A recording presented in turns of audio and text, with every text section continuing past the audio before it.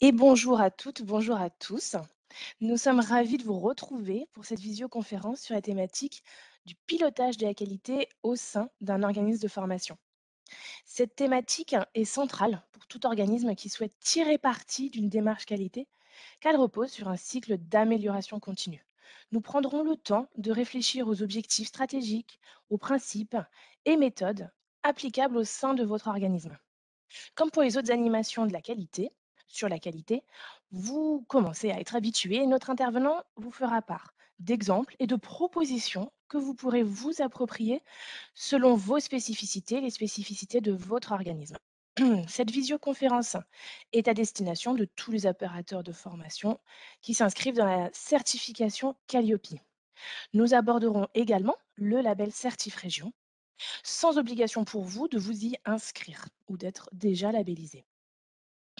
Nous parlons d'abord et avant tout d'amélioration continue pour votre organisme. Une amélioration qui est applicable sur certains indicateurs qualité. Le support PDF vous sera envoyé par mail et l'enregistrement sera par la suite disponible directement sur la page dédiée Calliope sur le site internet du Carrefour Occitanie. Je me présente Virginie Audin, chargée de mission animation et professionnalisation, notamment sur le volet qualité et sur Certif Région. Alors, m'est indiqué que vous n'avez pas de son. Il semblerait que ce soit bon. Vous pouvez aller dans les paramètres, hein, si vous avez des difficultés, de son ou vous vous reconnectez. Présentation succincte, du Carrefour F, Occitanie.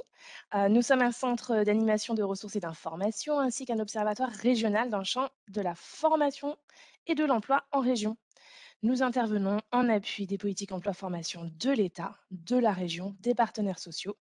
3 missions que vous connaissez bien maintenant, observation, information, professionnalisation et toujours le programme d'animation du Carrefour F Occitanie à consulter. Vous avez à chaque texte souligné la possibilité de cliquer vers des liens. Ça, sur le PDF qui vous sera envoyé, sur la version en live, en visioconférence, vous ne pourrez pas cliquer. Après, vous pouvez vous rendre, hein, sur notre site internet, il y a une loupe jaune en haut à droite, comme sur Google, pour rechercher directement dans notre site. Voilà, on passe directement à un zoom, hein. Là, on arrive à la fin de notre cycle, sur la thématique de la qualité de ce début d'année. Donc on a déjà vu Certif Région, la présentation du label. On a déjà été avec, le cabinet Aura pour, la visio sur Calliope et l'audit de surveillance, ou plutôt sur la dynamique qualité, au sein de sa structure qui permet d'être prêt à l'audit de surveillance. On a eu le sujet du handicap, on a eu le sujet de la veille, on a eu aussi l'intervention de l'AGFIP sur ces dispositifs et l'accessibilité des formations au public en situation de handicap. Vous voyez, vous avez des liens à chaque fois sur les pages dédiées pour retrouver le support PDF et l'enregistrement via YouTube. Aujourd'hui, on parle pilotage de la qualité et certif région, bonne pratique pour manager la qualité en cohérence avec la stratégie. Et vous voyez que le 12 mai, on aura un zoom en fait sur le référentiel et le guide de lecture du label certif région avec les auditeurs. Donc, on ira vraiment en profondeur sur le label à ce moment-là, avec les deux auditeurs, Sidé et Mayotika, qui interviendront à ce moment-là. Vous pouvez toujours vous inscrire. Et je cède rapidement la parole à notre intervenant, Bruno Fernandez. Désolé. C'est parfait, on est bon, let's Voilà, go. voilà. Bon, je dirais, vous reprendre un petit peu le temps et le fil directeur, voilà, nous avons 4 grands domaines d'activité, notamment celui qui concerne l'accompagnement et l'amélioration continue, la démarche qualité et en particulier je dirais, qui est complètement lié pour nous à l'amélioration continue, le management, notamment le management inclusif. Je vais vous faire grâce du reste. Nous sommes aussi éditeurs d'une solution qui, contribue à animer, faciliter les pratiques RH, la démarche qualité, le management inclusif. Donc, le sujet qui nous réunit aujourd'hui est un sujet quotidien, pour nous. Donc, lorsqu'on nous allons, je dirais, travailler sur le sujet qui nous intéresse aujourd'hui, je je je commence à j'introduis le sujet à l'adresse des organismes qui sont de taille modeste. Nous sommes un organisme de taille modeste, nous sommes 6, hein, nous ne sommes pas très, très importants et nous nous appliquons, à la lettre ce que nous allons partager. Certaines personnes nous disent: «Je suis tout seul, nous sommes 2. Est-ce que lorsqu'on parle d'un COPIL, hein, comité qualité, est-ce que nous sommes concernés?» Nous allons nous concentrer sur la dynamique, hein. L'instance en elle-même, elle peut être composée par, 2, 3 ou 20 personnes. C'est la dynamique qui va contribuer. L'objectif de notre partage aujourd'hui, c'est d'une part de vous conseiller de vous détacher a priori de tout référentiel, quel qu'il soit, Qualiopi, Certif Région, pour vous concentrer sur votre ambition qualité, sur votre projet qualité. Nous avons tous, je dirais, des objectifs, des espoirs, des attentes en matière de qualité et c'est ce qui compte, c'est ce qui, je dirais, compte le plus possible, dans notre quotidien, dans notre activité et ensuite, lorsque nous sommes fixés sur notre ambition qualité, ce que nous désirons, la promesse que nous désirons, je dirais, réserver à nos apprenants, nous pourrons, je dirais, agir en ce sens et progressivement aller vérifier dans les dits référentiels s'il y a des trous dans la raquette, excusez-moi l'expression, ou pas. La plupart des organismes, des organismes de formation ou autres types de clients, parce qu'on ne travaille pas seulement sur Qualiopi ou Certifrégion, qui ont observé cette dynamique, s'y sont retrouvés progressivement et ont été beaucoup plus à l'aise, déjà dans leur quotidien lorsqu'il s'agit de partager le sujet avec, les collaborateurs, mais aussi avec les auditeurs. Voilà, donc le premier conseil, c'est ne vous arrêtez pas à la taille de votre organisme, intéressez-vous à la dynamique, que nous soyons très peu ou beaucoup, la dynamique intéresse tout le monde.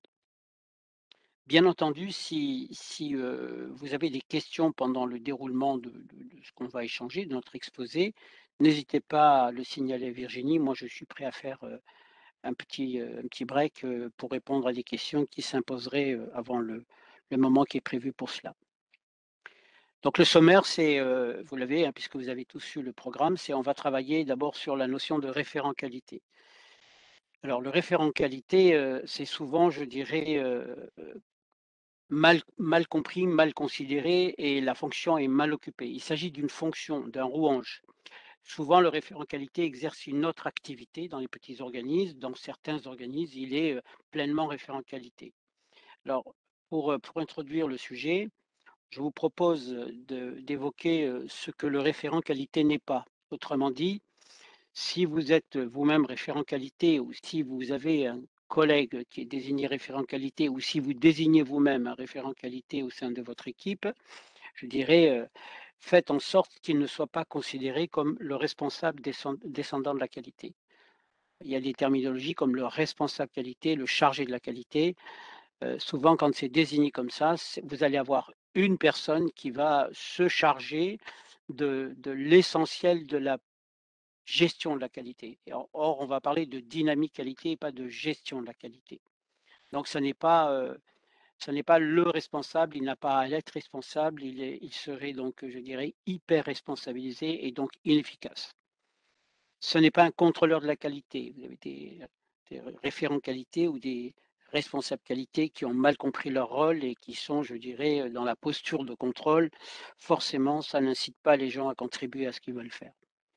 Le référent qualité, il est, conscient et garant des engagements pris à l'adresse des clients, des bénéficiaires des services internes.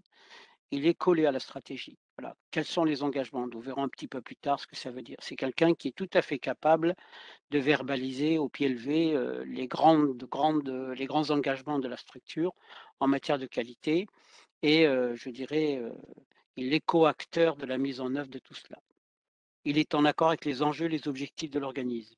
Objectifs qualitatifs, objectifs quantitatifs et financiers. Un référent est certes, quelqu'un qui va travailler sur la notion de qualité, mais il ne peut pas exclure de la qualité les autres aspects, c'est-à-dire les objectifs, y compris les équilibres financiers. Donc il doit avoir cette culture et il doit être contributif à l'analyse des résultats sur ces enjeux-là.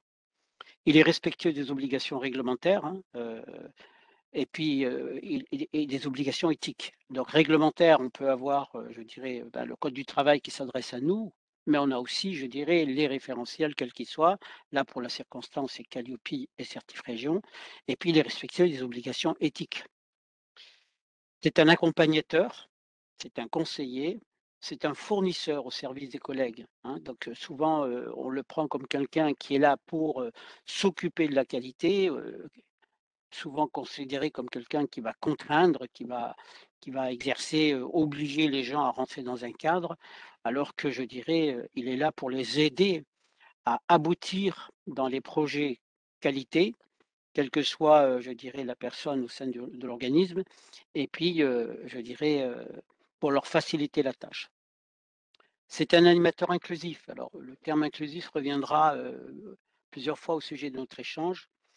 Il est garant du bon déploiement de la qualité. Il est garant des autodiagnostics des pratiques. Alors, je vais utiliser des mots qui vous semblent pompeux à ce stade, mais on va les démythifier au fur et à mesure que nous allons avancer. Il est garant du déploiement des dispositifs pour la qualité. Là aussi, vous verrez, je pense, de quoi il s'agit. Il est garant du plan d'amélioration continue de la qualité et du suivi des indicateurs. Donc, il est dans une démarche inclusive. Il va faire en sorte que l'ensemble des participants, quel qu'il soit leur nombre, s'engagent dans l'autodiagnostic des pratiques, dans le déploiement des dispositifs, dans la mise en place du plan d'amélioration et dans le suivi des indicateurs qualité. Donc, on voit bien que c'est une vraie mission et pour avoir accompagné toutes sortes d'entreprises et notamment des organismes de formation, les résultats qui ont été les plus probants, ont été conduits par des référents qualité qui ont observé ces postures et ces objectifs et effectivement, ce ne sont pas des gens qui, entre guillemets, «tirent la charrette», ce sont des gens qui sont au milieu des opérateurs et qui les font avancer, dans les projets. Deuxième aspect, le lien entre la stratégie, les objectifs stratégiques et la démarche qualité. Alors souvent, lorsque j'interviens, dans certaines entreprises ou organismes, on me dit, «Ça fait longtemps, hein, qu'on a décroché de la qualité, il faut que je me mette à la qualité». Donc ça va peut-être faire sourire certains, et donc comme je suis un peu taquin, je dis: «Pourquoi, ça n'est pas quotidien, ça n'est pas dans vos réflexes, la qualité c'est en plus ou c'est en mieux pour vous, hein?» Donc je dirais, on est bien dans la notion de la qualité n'est pas en plus, n'est pas une contrainte, c'est une opportunité et c'est quelque chose qui va nous faire avancer en mieux, hein. Dans la plupart des organismes qui sont sûrement parmi nous aujourd'hui, l'essentiel existe. Vous n'avez pas attendu cet échange, hein, cette conférence sur le sujet pour, faire des choix, pour, agir, pour avancer en matière de qualité. En revanche, je dirais, il va falloir vous interroger pardon, si vous êtes, exhaustif sur le sujet et si effectivement il n'y a pas des choses qui pourraient être plus agiles, plus faciles, et donc mieux, hein, on va être là-dessus.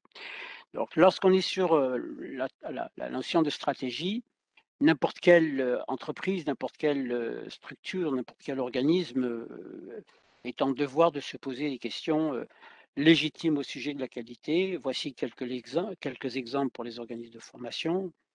Nos scénarios et déploiements pédagogiques sont-ils à la hauteur des objectifs visés? Autrement dit, on choisit des thématiques, on choisit des cibles, nous sommes convaincus de la pertinence et de l'opportunité de ce qu'on veut apporter à nos apprenants, quels qu'ils soient. Et nous avons décidé, de mettre en œuvre certains scénarios et un certain déploiement pour pouvoir, transférer nos connaissances et plus si possible, voilà. Et le fait de le faire, ne veut pas dire qu'on le fait bien, hein. Donc ça fait partie des questions qu'on peut globalement se poser, concrètement, nous sommes convaincus de bien faire, mais est-ce que c'est le cas? Est-ce que c'est le cas? Pareil, nos formations génèrent-elles des impacts factuels dans et pour l'emploi? Pour nous, c'est une question fondamentale à Aura, puisqu'on continue à côtoyer nos clients et lorsqu'on intervient notamment sur le sujet du management inclusif, il est impératif et important pour nous de considérer et de vérifier qu'il y a de réels impacts, pour l'entreprise et pour les personnes dans l'entreprise. Sommes-nous suffisamment vigilants, réactifs au risque d'échec ou de non-aboutissement? Voilà, est-ce que concrètement, est-ce que nous ne sommes pas trop sûrs de nous? Est-ce que nous n'avons pas, je dirais, un réflexe d'autosuffisance en disant que s'il y a des difficultés, c'est plutôt lié aux personnes qu'à nous? On n'est pas à l'abri de cela, surtout lorsqu'on a des résultats qui sont importants, on a tendance à oublier, ce que nous considérons comme minoritaire, Donc il faut toujours être vigilant là-dessus. Et puis, sommes-nous suffisamment inclusifs avec les référents des entreprises dans l'intérêt des apprenants? Donc ça, c'est pour ceux qui font de la formation alternance, apprentissage. Donc ce sont des exemples. Donc voilà, normalement, quand une équipe, une équipe dans sa totalité, un comité qualité, un comité pédagogique, une direction, est censée se poser ces questions, ce sont de très, très bonnes questions. Donc lorsqu'on réfléchit à ces questions et que l'on considère qu'il y a, je dirais, matière à évoluer, on va se fixer des objectifs, hein. Et on peut dire, bon, ben, concrètement, je veux augmenter les scores d'évaluation des acquis, je veux accroître l'employabilité, l'attractivité, de nos apprenants, vous les avez sous les yeux, réduire les ruptures de parcours, améliorer l'implication des tuteurs de stage. Donc bien entendu, les objectifs sont en lien avec les questions de départ. Cette partie-là est essentielle.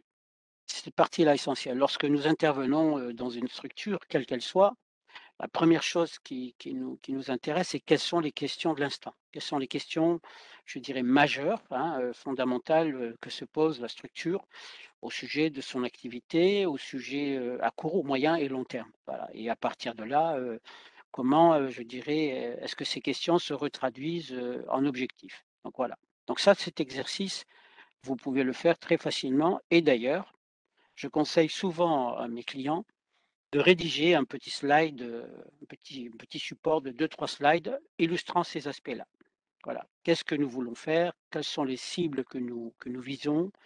Quels sont les acquis que nous considérons être les nôtres et quels sont les progrès que nous voulons engager, parce que, nous ne sommes pas encore totalement satisfaits des résultats. Voilà. La qualité part de ce principe. C'est-à-dire qu'il y a le référentiel Qualiopi, Certif Région ou autre qui va nous attendre, mais on doit considérer de façon heu, égale, hein, je dirais, aussi l'atteinte des objectifs. Et donc, lorsqu'on est, dans une dynamique qualité, nous allons viser le souhaité, ce que nous désirons faire, ce que nous promettons à nos apprenants, à nos clients, nos élèves, le conforme, la dimension réglementaire, mais aussi la dimension qualité, référentiel qualité et les objectifs. Donc toute démarche qualité va devoir, à un moment donné, s'obliger à vérifier qu'elle est bien dans l'atteinte de tout cela.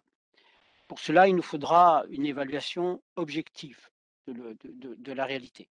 Voilà, et un autodiagnostic continu.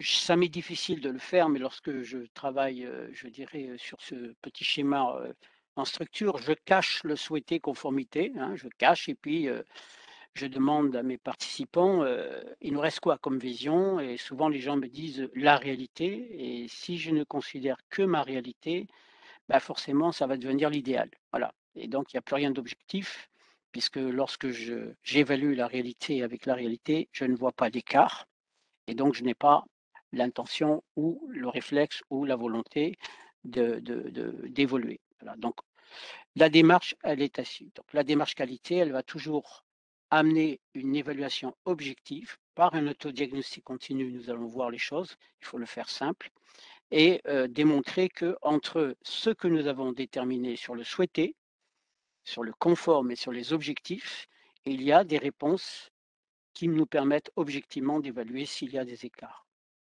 Il y aura toujours des écarts, hein.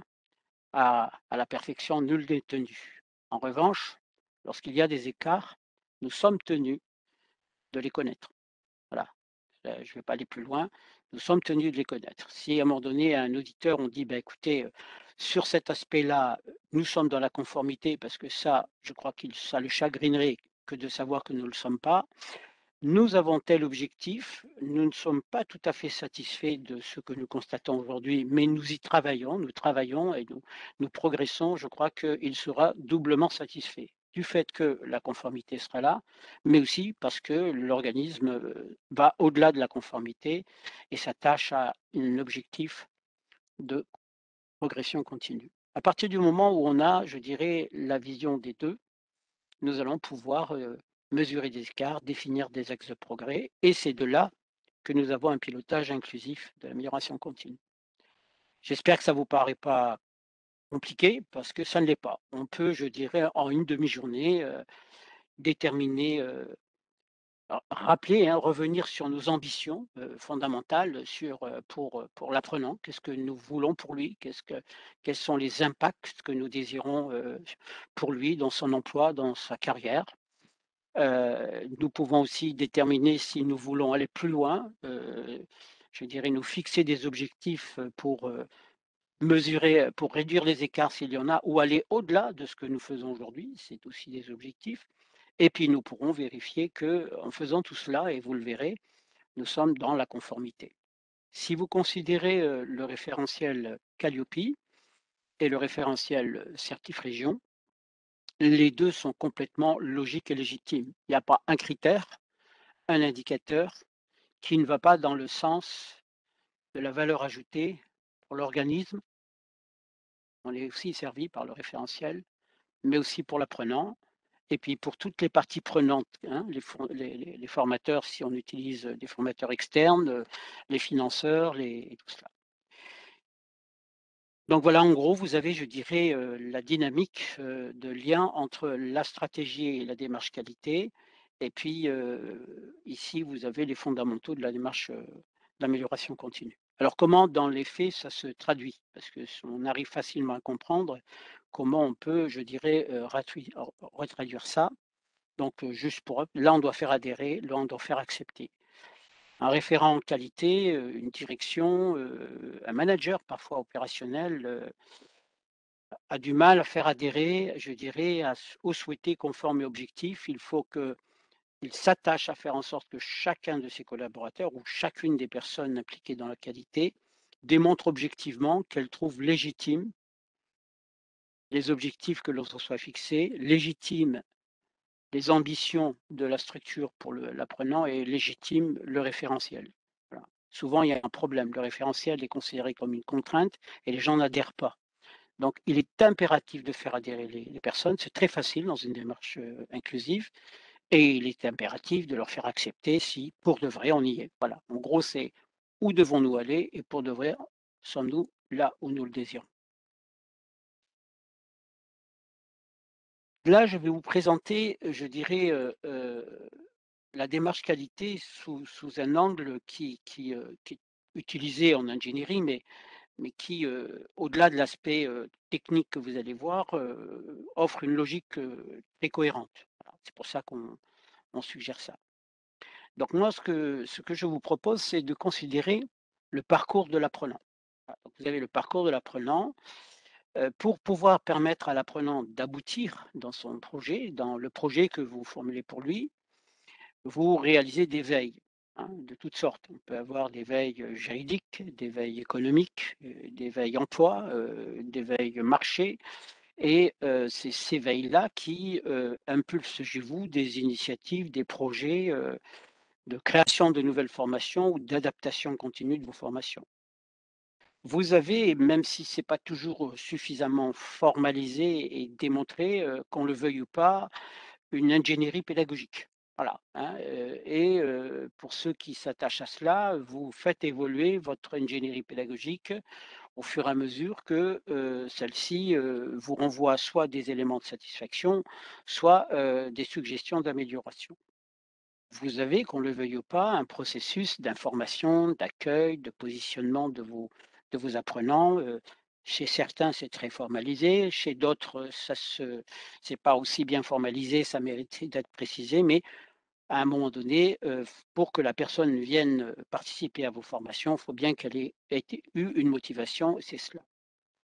Vous avez des moyens et une organisation pour la formation, voilà, quelle qu'elle soit. Parfois les gens sont très bien organisés, d'autres un peu moins bien, mais qu'on le veuille ou pas, ça marche. Et puis je vais pas aller jusqu'au bout, vous avez des animateurs, des formateurs et vous avez un accompagnement si celui-ci est connecté à l'offre que vous faites et bien entendu tous les processus support. Donc là, vous avez le parcours apprenant. Voilà, en gros, il est ici. Même s'il n'est pas directement concerné par la veille, il est indirectement concerné et au même titre que pour les fonctions support. Lorsque vous avez des personnes qui, facturent, bah, elles n'ont pas affaire directement au parcours de l'apprenant, mais elles peuvent, elles contribuent à leur niveau à faire en sorte que l'organisme fonctionne autour de l'apprenant. Donc tout le monde est impliqué. Donc ce que vous pouvez faire, c'est, pour chacun des processus, si c'est le cas, fixez vos objectifs et voilà et c'est très, très simple. Vous voyez, vous avez 6 pavés et vous pouvez dire: «C'est quoi mon objectif pour la veille? Ah aujourd'hui, on l'a vu précédemment, est-ce que je suis satisfait? Qu'est-ce que je devrais faire dans l'idéal pour la veille? Et qu'est-ce que comment je pourrais préciser ce qu'est une veille, je dirais, conforme, efficace, telle que je le désire au sein de mon organisme et dans la réalité où j'en suis?» Donc très souvent, c'est là que ça pêche. Il y a des gens qui vous disent: «Oui, on fait la veille, mais on n'en parle pas ensemble et chacun a ses propres sources et cetera». Donc là, à un moment donné, si on s'arrête sur la veille, quel est l'objectif de la veille pour l'organisme? Directement pour l'organisme, parce que s'il est défaillant, ça peut se retourner contre lui-même et directement aussi pour l'apprenant, parce que la veille permet d'ajuster les cibles et les processus pédagogiques. Au même titre que la pédagogie. Quel est mon objectif pour la pédagogie? Qu'est-ce que je désire, je dirais, offrir à mon apprenant? Voilà, je ne vais pas aller plus loin, vous voyez ce dont je veux parler. Donc normalement, sous chaque sous-process, on peut avoir des objectifs. Qu'est-ce que cela veut dire dans l'idéal pour moi? Et qu'est-ce que ça et ma réalité, j'en suis où? Donc à partir de là, vous voyez, on pourrait faire déjà, si on réunissait, nos effectifs, notre équipe, même si on est très peu nombreux, en prenant juste cette notion d'objectif sous chaque pavé, on fait déjà un autodiagnostic. Et vous verrez tout à l'heure que, en faisant ça, je suis en plein dans les référentiels Certifréchon et Calliope. Mais déjà, je le fais en me détachant des référentiels. Ce sont des questions légitimes qui s'imposent à moi et je peux le faire très simplement. Il faut une demi-journée pour ça. Voilà. Une demi-journée, il faut que les gens soient en cohésion, qu'ils acceptent de se poser des questions, qu'il y ait qu'on croise les regards. Souvent, je dis les gens croisez les regards sur la même question, vous diminuez de 50% les problèmes. Voilà. Déjà, on s'approprie la question, on est d'accord sur le sens de la question, le reste c'est technique, ça va venir, ça va venir. Deuxième aspect, on est sur les aspects un peu protocolaires, hein, les ressources. Alors, il y a 40 ans, 30 ans, 20 ans et encore 10 ans, on faisait une grande fixation sur, les ressources de la qualité et d'ailleurs, pour ceux qui ont été, data dockés, c'est pas une critique, on travaillait beaucoup sur la démonstration des preuves par des ressources. On a remis des ressources, même certains, ont distribué des packs de ressources tout faits. C'est pas inutile, mais vous le verrez plus tard que ça n'est plus du tout la preuve. Aujourd'hui, lorsque vous avez des auditeurs, certes, ils vont vous poser la question très clairement parce que le référentiel, notamment Certif-Région, est assez insistant là-dessus et on peut comprendre pourquoi. On va finir, cette intervention, cet échange sur cet aspect-là, mais c'est pas parce que j'ai des ressources que je suis plus intelligent et c'est pas parce que j'ai des ressources que je fais la démonstration qu'elles m'alimentent et qu'elles contribuent à la qualité. Néanmoins, elles sont nécessaires. Je dis souvent et si vous avez quelqu'un qui vient tous les matins et qui lit les protocoles, avant de commencer sa journée, appelez la médecine du travail, il n'est pas bien dans sa peau, mais ça a le mérite d'exister. Alors dans les ressources, on le verra plus loin, vous avez des procédures, des protocoles, vous avez des formulaires, j'expliquerai un peu plus, ce que cela veut dire. Il n'est pas nécessaire, comme vous le voyez, de mettre un pack ressources absolument sous chaque, sous-process. Voilà. Pour la veille, je peux faire un protocole, ça suffit. Voilà. Donc, ne vous tirez pas une balle dans la tête dans le pied, pardon. Ne vous tirez pas une balle dans le pied, ne compliquez pas votre démarche, moins vous avez de ressources, qui existent, plus elles seront, évidemment utiles aux yeux de vos collaborateurs, aux vôtres et à ceux de l'auditeur. Mais ne ne il y a des gens qui ont plusieurs classeurs de ressources, un auditeur ne vous lira jamais les ressources. Il vous demandera pour de vrai sa vie comment. On y reviendra. Les dispositifs, et indicateurs, alors ça on en parlera, c'est le critère, je dirais, 7 de Calliope, mais je dirais le critère 8, il fait fortement référence aussi, c'est quels sont les dispositifs que je vais mettre en œuvre pour vérifier que je suis dans le dire, c'est tenir. Voilà. Très simplement, on verra que, là encore, il faut être utile, agile, facile. Je ne vais pas mettre des dispositifs, contraignants, surtout pas contraignants. Si c'est compliqué, ça ne marchera jamais. Ça, c'est une règle basique. Si vous faites quelque chose de compliqué, même si vous êtes très fier de vous après avoir bouclé votre projet qualité, ça ne marchera pas. Il faut vraiment que ça soit utile, concrètement, aux yeux de tout le monde, agile et facile. Il faut que les gens puissent, alimenter vos dispositifs sans que ça vienne surajouter à la difficulté des choses. On y reviendra là-dessus. Donc je peux décider, vous voyez, par exemple pour la veille, je peux mettre un protocole et je vais, vérifier que la démarche fonctionne par le suivi des événements, mais on en parlera tout à l'heure de ça. Voilà. Pour les autres process, par exemple sur la formation, je vais suivre les événements éventuellement s'il y a des dysfonctionnements ou d'autres événements plus favorables. Je vais auditer les pratiques d'animation et je vais faire des enquêtes et puis je verrai des ratios. Donc là, j'ai 4 dispositifs qui sont possibles, qui ne s'ajoutent pas forcément les uns aux autres. Les événements viendront à vous, que vous le vouliez ou pas. Les enquêtes, elles sont obligatoires. Les ratios viendront à vous, que vous le vouliez ou pas. La seule chose que vous pourriez décider de mettre en vue d'être dans la vigilance sur l'amélioration, c'est les audits de pratique. Mais je viendrai plus facilement. Au moment même où nous parlons, il y a plein d'indicateurs qui ne sont pas utilisés. Voilà. Il y a plein d'informations que vous pourriez utiliser. Il n'est pas rare, pas plus tard que ce matin, j'avais un organisme qui se prépare à son audit avec un petit peu de crainte, c'est normal. Et lorsqu'on a parlé des, des prestataires externes, sa question, c'était de dire: «Mais comment je peux démontrer que je suis vigilant et que je maîtrise, la qualité de la prestation?» Et je lui dis: «Beh, concrètement, vous le faites comment? Comment ça se passe pour de vrai là, aujourd'hui? Parce que si vous me posez à moi la question alors que vous êtes audité dans quelques jours, c'est un peu tard, quoi.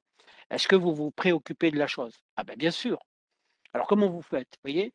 C'est tout simplement cette question-là qui les a amenés à reconsidérer qu'ils avaient des choses qu'ils mettaient en œuvre, mais qu'ils n'avaient pas valorisées et pour lesquelles ils les avaient mises en œuvre parce qu'ils pensaient que c'était nécessaire, mais ils ne les valorisaient pas dans la dynamique qualité.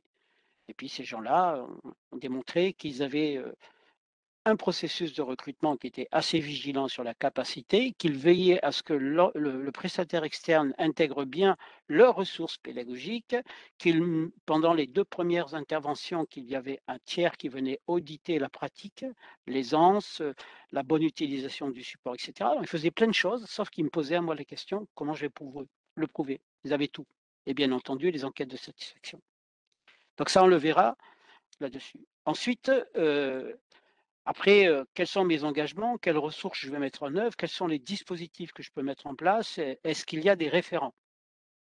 Vous avez un minima et parfois une même personne, je dirais, a plusieurs casquettes, le référent qualité puisqu'il s'impose à vous, dans le cas de Certif Région, mais même dans toute autre dynamique qualité, hein, le le référent qualité, il existe de fait.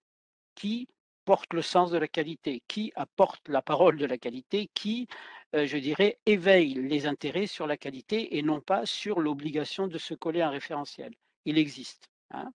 Puis vous avez les référents pédagogiques, hein, dans nos métiers, c'est un minimum, puis vous pouvez en désigner d'autres. Dans certains cas, vous avez le référent entreprise, pour l'apprentissage ou l'alternance. Quel référent va prendre en charge ce process? D'accord? Et puis ensuite, vous verrez qu'une fois que vous serez posé à toutes ces questions-là, bah, vous verrez que vous êtes de fait dans les critères de Calliope, puisque de toute façon, quand vous serez sur la veille et que si vous vous posez les bonnes questions, si vous mettez en place les bons dispositifs, vous répondrez à des indicateurs que l'on trouvera dans le critère 1, 2, 6, 2, 3, je vous fais grâce du détail, et vous verrez bien que, à chaque fois que vous allez prendre une décision au titre de la qualité, quel que soit le sous-process, il y a de fortes chances que vous répondiez à des questions qui sont dans le référentiel, parfois sur plusieurs critères et parfois sur plusieurs indicateurs. Voilà. Donc un même document peut être versé à plusieurs indicateurs et plusieurs, critères. Donc là, on a une autre démarche et puis on va finir sur notre critère 8. Donc le critère 8, il nous demande quoi? Eh ben, rien en plus. En fait, rien en plus. Souvent les gens disent: «Oui, mais référentiel, certif région, c'est plus compliqué, il demande des choses en plus». Non, il vous demande des choses, il vous demande de mieux démontrer. Voilà, de mieux démontrer. concrètement, ils vous demandent, il y a une gestion documentaire. Oui, c'est vrai, il y a une gestion documentaire, mais je ne peux pas faire de la qualité si j'en ai pas un minimum, hein. Si à un moment donné, une activité peut être interprétée, de moult façons au sein de mon cabinet, là, je vais devoir avoir un document homogène qui clarifie l'art de faire pour tout le monde, hein. Donc ce qu'on appelle un protocole, hein. Donc oui, je vais devoir le faire quel que soit le référentiel. Il vous demande de suivre, par quel dispositif, de vérifier que vous avez de bons dispositifs pour piloter et avoir une évaluation continue de la qualité. Comme je vous le disais, les événements s'imposeront à vous, les enquêtes, vous les aurez, les ratios, vous les avez. La seule chose que vous pouvez innover, et je le recommande très fortement, c'est inclusif et tout ça, c'est les audits de pratique, mais on y reviendra. Voilà. Quant aux référents, ils sont obligatoires, hein. Le référent qualité est obligatoire dans certaines régions, mais de fait, il s'impose dans une démarche. C'est celui qui est un peu le leader de tout ça. Donc, si vous considérez, je dirais, ce petit schéma, ça vous permettra, je dirais, de partager déjà au sein de l'établissement, si vous êtes plusieurs, hein, si vous êtes nombreux, et puis aussi de faire une petite cartographie très simple sur votre dynamique qualité, puisque là, on dépasse va plus loin, hein, que le projet qualité, sur la dynamique qualité, qui intègre l'activité qui est la vôtre, les objectifs, ne pas oublier que ça donne le sens, hein. Ça donne le sens. La première ligne est fondamentale. Le reste, c'est technique. Voilà, on y arrivera. Et donc, on vient d'évoquer, je dirais, l'indicateur 8, hein, et comme vous l'avez vu, on dit qu'un référent qualité désigné, un membre permanent à l'égalité professionnelle femmes-hommes, ça c'est un des indicateurs qui le précise en particulier. Il y a aussi le référent handicap, pour un autre indicateur. La gestion des documents, c'est un élément fort du référentiel. Ça n'est pas cité dans Calliope, mais c'est induit. Si vous êtes que sur Calliope et que, lorsque vous êtes face à un auditeur, vous n'avez pas la démonstration que vous disposez d'une ressource connue de tous, partagé par tous et agile, vous risquez d'avoir une remarque à ce sujet-là. Nous-mêmes, moi qui vous parle aujourd'hui, la dernière certification, nous sommes certifiés depuis nous avons plusieurs certifications. Nous nous étions relâchés sur, je dirais, ce sujet-là et l'auditeur nous a renvoyé une remarque très pertinente, sur cet aspect-là. Voilà, donc c'est important. Le prestataire réalise annuellement un audit interne. Alors, ce que je vais vous préconiser et ce que je vous préconise depuis tout à l'heure, c'est qu'on ne va pas faire une fois par an, on va pas une fois par an se poser la question: «Pour de vrai, est-ce qu'on y est?» Entre ce à quoi on s'était engagé, le souhaitable, le conforme, les objectifs, est-ce que nous y sommes? Il va falloir que, quelque part, nous distillions toutes les questions sur ces aspects-là dans une certaine quotidienneté et on a plusieurs, années parfois pour le faire, hein. Donc oui, bien sûr qu'à un moment donné, on va devoir faire, une revue qualité en disant concrètement, est-ce qu'on a scanné, l'ensemble ou la majorité des indicateurs du référentiel?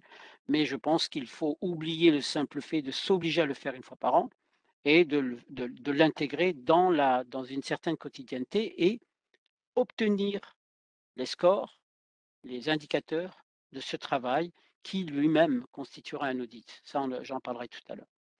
Donc ne pas prendre le référentiel et auditer une fois par an, hein, checker, mais faire en sorte de vérifier que les questions qui se posent dans le plan qualité, bah, répondent au référentiel en question. Donc être plutôt dans une évaluation continue. Et puis, en évoquant ça, je dirais, on est, logiquement et naturellement sur l'indicateur K qui est, la dynamique qualité et son efficacité. Donc là, vous avez la référence, à la future conférence qui vous attend le jeudi 12 mai 2022. Effectivement, effectivement. Sur le référentiel, si on revient sur la slide, vous avez à gauche, une infographie, qui résume, hein, les 7 critères plus un, donc le fameux critère 8, le critère supplémentaire que Bruno vient de reprendre, hein, sur les indicateurs. Voilà, l'idée c'est d'aller, avec le certif région, avec le référentiel certif région, d'aller au-delà et dit d'une bonne manière effectivement, de mieux démontrer. En fait, on va mieux démontrer, le pilotage de la qualité qui est pas forcément, aussi démontrable dans le référentiel Calliope, même si il est essentiel, en fait, pour que vous puissiez être dans l'amélioration continue, globalement. Donc le rappel effectivement, de cette visioconférence le jeudi 12 mai, sur le référentiel et le guide de lecture du label. Donc 2 précisions.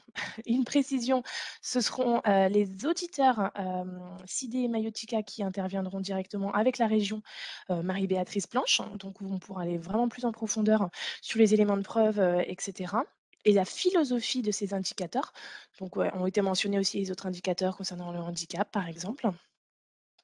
Et autre information, il y a eu un comité de pilotage, dernièrement, qui a validé la modification, à la marge, on va dire, de 2 indicateurs qui ne sont pas dans le critère supplémentaire et on vous fera part, de cette communication et de ces éléments, sur cette semaine-là, hein. Vous serez, les personnes inscrites dans la démarche Certif Région seront informées. Superbe, on va pouvoir passer aux questions-réponses. Alors, est-ce qu'il y a d'autres dates sur l'année? Je ne peux vraiment pas me libérer le 12 mai. Oui, peut-être que c'est un petit peu court pour te libérer. Comme d'habitude, vous avez le replay, en fait. Dans le programme d'animation, il n'y a pas systématiquement un replay, et il y a plusieurs dates proposées.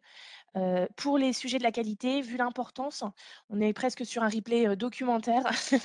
Donc vous aurez un replay sur la page Certif Région pour cette visioconférence du 12 mai. Donc attendre quelques jours, parfois une semaine à la suite de la visio pour avoir accès à cela. Vous avez donc, le support et le replay, via YouTube sur la page en question de notre site internet. Sur un élément de preuve, notre futur auditeur interne qualifié suit sa formation d'auditeur après l'audit Certif Région. L'inscription en formation est-il un élément de preuve et permet-il d'être en conformité pour cet indicateur? J'imagine qu'on parle de l'indicateur H, référent Le qualité ref désigné. oui. Non, c'est pas du tout obligatoire, certains organismes qui voient une opportunité, vous le laissent le sous-entendre, hein, mais c'est pas du tout obligatoire. Le référent qualité, est souvent quelqu'un qui a une fonction autre au sein de l'organisme. Très souvent, c'est quelqu'un, qui vient du cœur métier, hein, dans la pédagogie, hein, parfois fonction support, mais c'est un peu plus difficile, hein, parce que les formateurs parlent aux formateurs, vous avez pu le constater comme moi-même, mais il n'y a pas besoin, de s'inscrire à un cycle certifiant particulier, pour, bénéficier de la démarche, enfin du statut de référent qualité.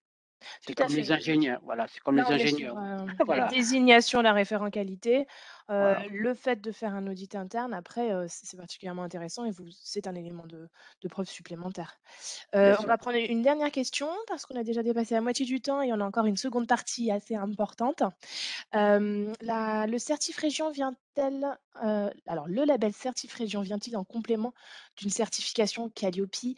Alors très, très rapidement, je vous indique que le label Certif Région est porté par la région Occitanie, donc qui est instance de labellisation reconnue par France Compétences. Ça veut dire quoi? Ça veut dire que cette instance, de labellisation peut octroyer Qualiopi et son propre label.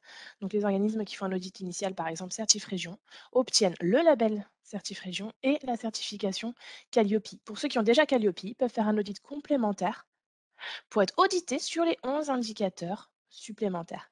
Pour retrouver ces informations, je vais vous mettre le lien. Il y a la page Certif Région où il y a une présentation en janvier de tous ces éléments si vous êtes intéressé, voilà, pour vous renseigner. Super, ben on va partir sur la seconde partie.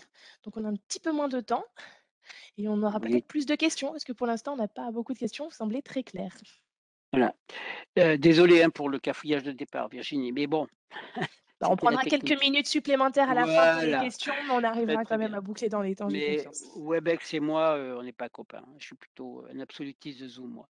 Bon, alors, donc là, on va travailler sur la seconde partie qui est intéressante. On a vu le premier aspect qui est, le lien entre, les objectifs, la stratégie, la cartographie du pilotage, je dirais de la qualité.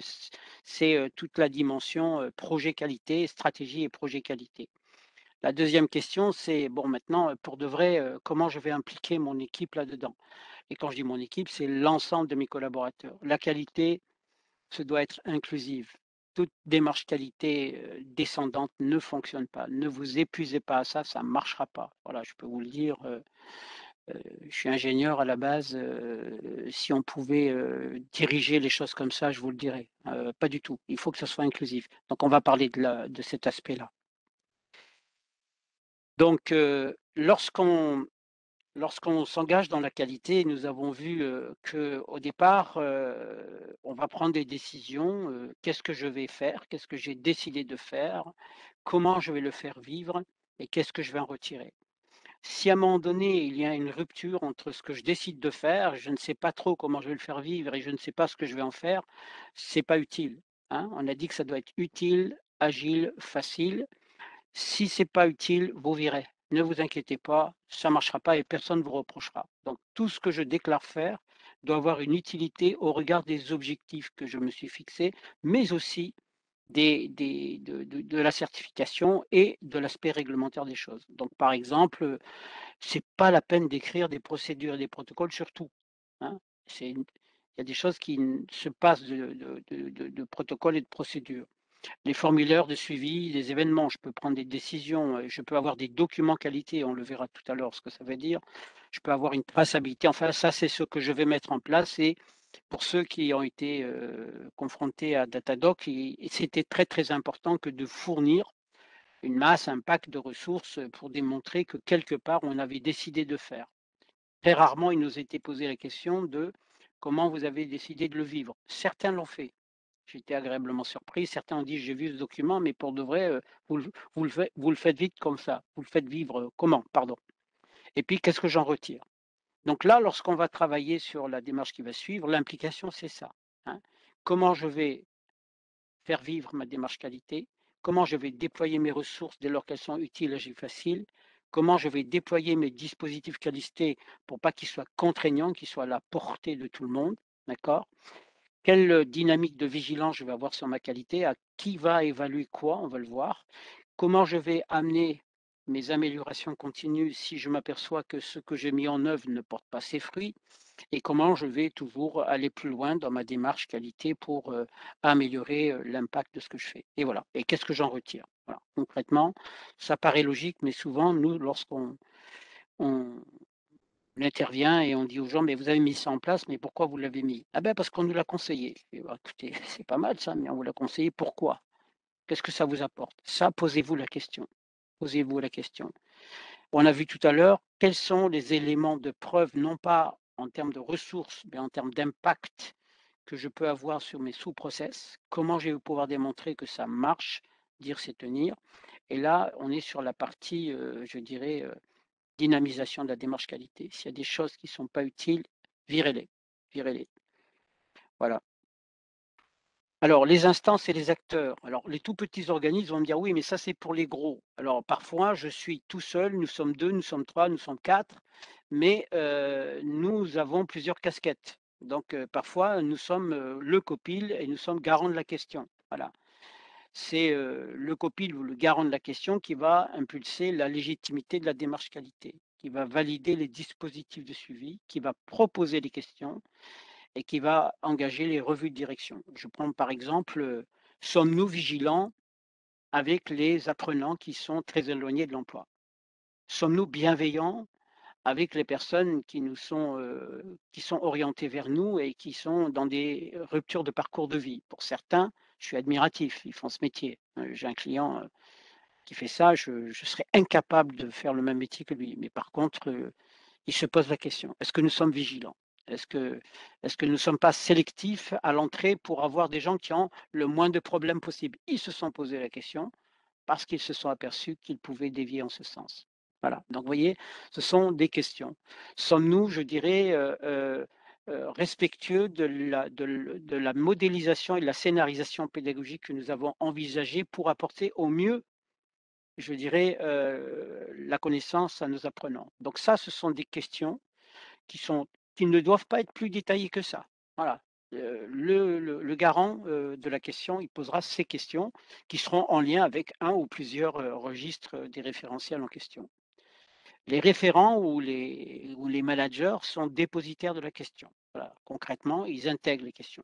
Lorsqu'on a des démarches qualité où on nous met en face les managers de proximité et ces gens-là nous déclarent ce qu'ils ont fait, eux, pour obtenir de leur équipe la qualité, nous sommes pratiquement certains que nous avons 2 chances sur 3 pour faire en sorte qu'ils soient les tireurs de charrette et que l'équipe n'est pas, je dis bien 2 fois sur 3. Parfois ça se passe très bien, mais très régulièrement, c'est le manager qui a la question en charge et concrètement, je dis souvent, si le manager se pose une question, s'il trouve un écart, s'il trouve une réponse, une solution et qu'il demande à son équipe d'appliquer la solution, il va lui demander de d'appliquer une solution pour une question qu'il ne s'est pas posée.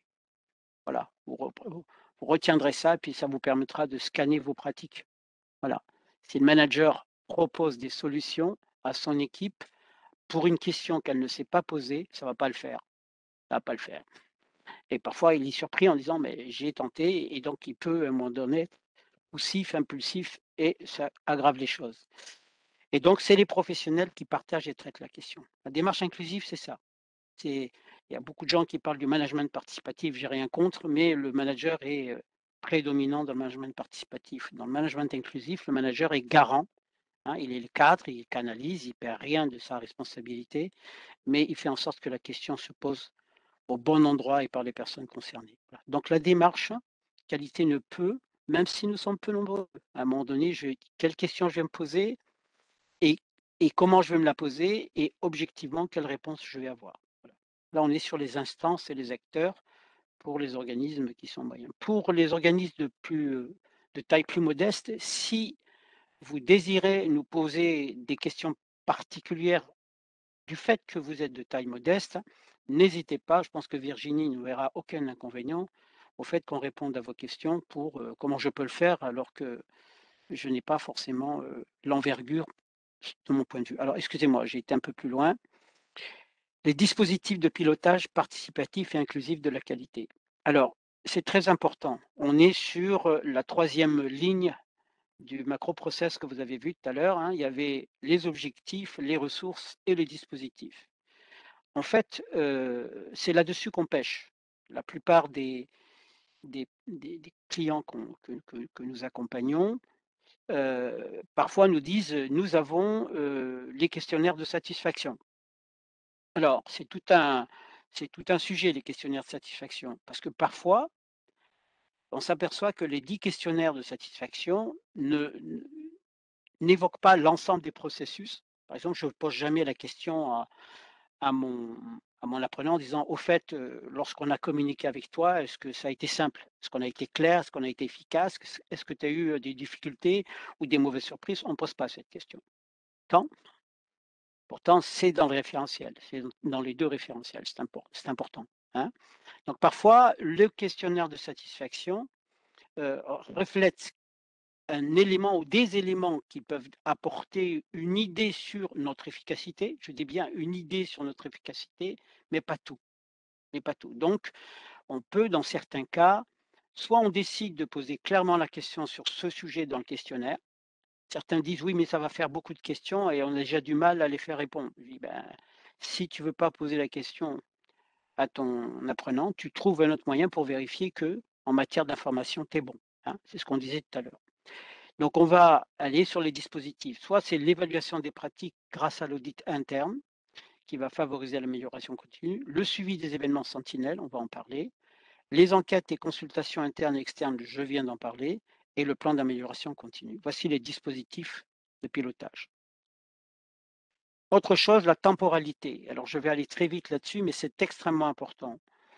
Je peux à un moment donné vérifier la qualité, non pas en situation, mais vérifier si les personnes ont bien tout en tête ou sont en capacité d'agir ou de réagir en cas de sollicitation. Je prends l'exemple, sur la sécurité incendie. Il vaut mieux vérifier avant que les gens soient confrontés au phénomène d'incendie, qu'ils aient bien compris ce qu'ils ont à faire et qu'ils aient, le potentiel, de bien réagir. Donc, il y en a qui ont essayé et qui ont négligé cette étape. Ça s'est pas très bien passé pour eux. Donc dans certains cas, on peut nous-mêmes, par exemple sur l'égalité hommes-femmes, sur, la prise en charge, de l'handicap, sur certains aspects de la pédagogie, on peut tout à fait vérifier régulièrement, hein, c'est pas, à un certain niveau de régularité, le niveau de connaissance active de nos équipes, surtout s'il y a du turnover.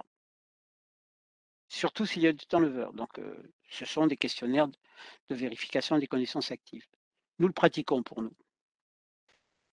Ensuite, je vais vérifier en situation de travail. Donc si je vais aller, on va en parler, je vais pendant l'exécution de la bonne pratique, je peux vérifier qu'on observe bien la méthode qui a été définie, qu'on a les bons gestes, les bonnes postures, les bonnes pratiques et qu'on s'adapte au contexte d'exercice. Donc, si je vais auditer un formateur en situation, je ne viens pas le contrôler, je viens croiser les regards avec lui et réciproquement, nous nous auditons réciproquement dans le cabinet sur les pratiques. On ne se voit pas toujours agir quand on anime et on peut dévier.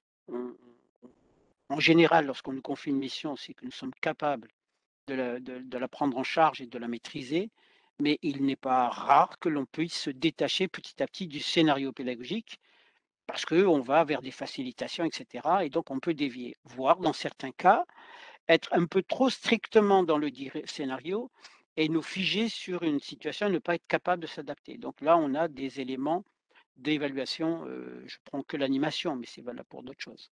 Et puis ensuite, on peut vérifier, après que le travail, ait été fait, si on a, des problèmes, si on a respecté la qualité, les protocoles et les satisfactions et cetera. Donc ça, c'est extrêmement important. Bien entendu, plus je peux agir en prévention de la qualité, hein, c'est la prévention de la qualité, mieux j'aurai de chance. Ici, c'est déjà bien, mais si j'attends, par exemple, de mesurer la qualité après l'exécution de la bonne pratique, c'est là que j'aurai des éléments pour lesquels il n'y a plus de possibilité de réagir. Les ratios d'insatisfaction, le non-remplissage, le taux, d'acquis, certes, ça va m'alerter, mais je serai en retard. J'aurai 2 guerres de retard, voilà. Ça, entendre qui veulent l'entendre, personnellement, c'est pas neutre et on travaille là-dessus. Alors pour évaluer la qualité, lorsque vous allez dire: «Comment évaluer la qualité?», il va vous falloir définir les dispositifs, définir les critères, évaluer collectivement, faire évaluer les tiers aussi, hein, si vous avez des formateurs externes et puis faire des audits de système et ça, c'est plus classique. Donc concrètement, définir les dispositifs. C'est-à-dire que sur un point et on verra plus tard, qu'est-ce qu'on va mettre comme dispositif? Voilà. Est-ce qu'on en met un? Ça suffit dans certains cas. Est-ce qu'on en met 2, voire 3, en fonction du sujet que vous voulez animer? Parfois, un seul dispositif, c'est déjà révélateur, hein, il y a des gens qui me disent: «Oui, mais moi, s'il y a pas de réclamation à l'issue de la formation, c'est qu'ils sont contents». Je suis auditeur, je dis: Bah oui, c'est un minimum. S'ils vous engueulent pas, c'est qu'a priori, ils sont contents. Mais est-ce que pour de vrai, vous avez atteint vos objectifs?» Voilà, hein, je vais pas être sarcastique, mais il y a des gens qui disent: «Ouais, mais le formateur, il est sympa». Bah, il est pas là pour ne pas être sympa. Il faut qu'il soit sympa à minima et efficace. Donc parfois, sur certains sujets, attention aux dispositifs que vous allez décider pour mesurer si les impacts visés, hein, les engagements, les objectifs, la conformité, sont atteints, hein, en revanche, si vous mettez 2 ou 3 dispositifs, on le verra tout à l'heure, il faut que ça soit agile, que ça rende une certaine quotidienneté et que ça ne vienne pas contrarier, le travail. Définir les critères, qu'est-ce qu'on va évaluer? Hein, est-ce que j'évalue si l'organisation était bonne ou est-ce que j'évalue si la personne est en mesure d'appliquer de façon autonome ses connaissances? Je peux faire les 2, mais j'évalue quoi? Hein? Évaluer collectivement, donc à un moment donné, on peut tout à fait faire des évaluations collectives, au sein de l'équipe, on va le voir tout à l'heure, mais aussi, carrément avec les stagiaires, c'est pas rare qu'on fasse une évaluation croisée collective et puis, faire évaluer les tiers si on a d'autres personnes que l'on manage pas et pour lesquelles je dirais, on n'a pas la main, il est nécessaire de vérifier que leur contribution à notre process est bon, voilà. Donc il faut vouloir maîtriser et savoir évaluer. Donc je ne doute pas que tout le monde veuille maîtriser, mais parfois les systèmes que l'on met en place, se révèlent, soit, inutiles et c'est dommage parce qu'on dépense de l'énergie pour ça ou, insuffisants, hein, pour ne pas dire dans certains cas inefficaces, mais c'est assez rare, mais ça peut arriver. Voilà. Alors, notion de base sur les indicateurs, je vais aller un peu plus vite, hein. Alors, un indicateur de maîtrise permet de mesurer de façon objective. Je peux, comme je viens de le dire, un indicateur peut avoir un dispositif unique ou plusieurs dispositifs. On va voir des exemples. Quels sont les dispositifs? J'ai les dispositifs chiffrables, les tableaux de bord, les ratios. Combien de personnes, je dirais, se sont inscrits? Combien de personnes ont décroché? Combien de personnes ont eu leur certification? Je peux avoir des ratios qui sont très clairs, qui sortent du système d'information qui, je dirais, accorde du sens à ce que nous faisons. Je dis bien accorde du sens à ce que nous faisons et bien entendu, ces ratios, je ne dois pas les réserver à une petite, partie des personnes qui ont charge de les produire, mais je dois les partager, hein, je dois les partager. Les ratios, les chiffres ne sont pas absolutistes, mais ils révèlent bien des choses. Ça n'est pas toujours suffisant, c'est même rarement suffisant. Je peux avoir le suivi des dispositifs, des événements récurrents, hein, favorables ou défavorables. C'est les événements sentinelles, on en parlera très rapidement tout à l'heure, voilà. Concrètement, vous avez vu tout à l'heure, on a 6 ou 7 process, hein, entre la veille jusqu'aux fonctions support. Allez, on devrait avoir une liste d'une douzaine ou d'une quinzaine maximum d'événements potentiellement, hein, qui peuvent potentiellement survenir, excusez-moi, et je devrais vérifier que si lorsque cela arrive, que je le détecte, que je le traite et que je le solutionne. Donc c'est le suivi des événements récurrents. Souvent par défaut, on a ça. Beaucoup d'organismes qui ne font pas d'audit de pratique, qui font des enquêtes de satisfaction, très sincèrement, ce n'est pas une critique, qui ne leur apporte pas grand-chose, sinon qui disent qu'ils ont su organiser la formation et qu'ils avaient un formateur sympa. C'est déjà pas mal, hein, d'accord? Et donc ils ont, le suivi des événements sentinelles et c'est pas dans nos mœurs, hein. On n'a pas de traçabilité. On règle nos problèmes quand ils viennent, mais on a de traçabilité. En matière qualité, il faut s'en servir, ça peut être très intéressant.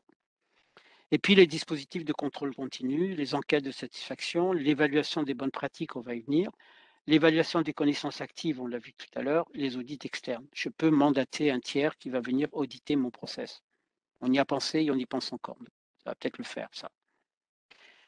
Voilà et puis donc pour un indicateur, c'est ce que je viens de dire, vous pouvez dire, ben, voilà, par exemple sur, l'atteinte des objectifs pédagogiques, je peux très bien, travailler mes enquêtes de satisfaction, mais je vais poser clairement la question. Je ne vais pas demander si, le scénario était sympa. Je le demande, mais à un moment donné, si j'ai fixé des objectifs dans mon programme, je conseille de faire en sorte que ces 10 objectifs soient clairement repris dans l'enquête de satisfaction et que l'on interroge la personne avec le peu de considération, qu'elle peut faire à chaud, c'est de dire: «Beh, concrètement, est-ce que vous pensez que cet objectif est complètement atteint?» et cetera et cetera. Mais au moins je démontre que, au-delà des aspects organisationnels, relationnels et tout ce qui est un minimum pour, que l'on peut proposer, on va interroger l'individu là-dessus. On peut aller un peu plus loin, nous-mêmes nous allons un petit peu plus loin en disant: «Mais est-ce que vous vous voyez concrètement mettre ça en œuvre? Immédiatement, sous certaines conditions ou avec difficulté?» et on a des scores qui sont très, très, très intéressants. D'ailleurs, c'est ce qui nous encourage le plus. Moi, ce qui m'importe en tant que formateur, c'est une fois que je serai plus là, il va faire quoi de ce qu'on lui a donné? Voilà et donc on pose cette question, ben, les gens vous répondent et c'est intéressant. Voilà. Donc l'enquête de satisfaction, elle est riche. On peut faire plein de choses là-dessus. Je peux effectivement faire une évaluation des pratiques.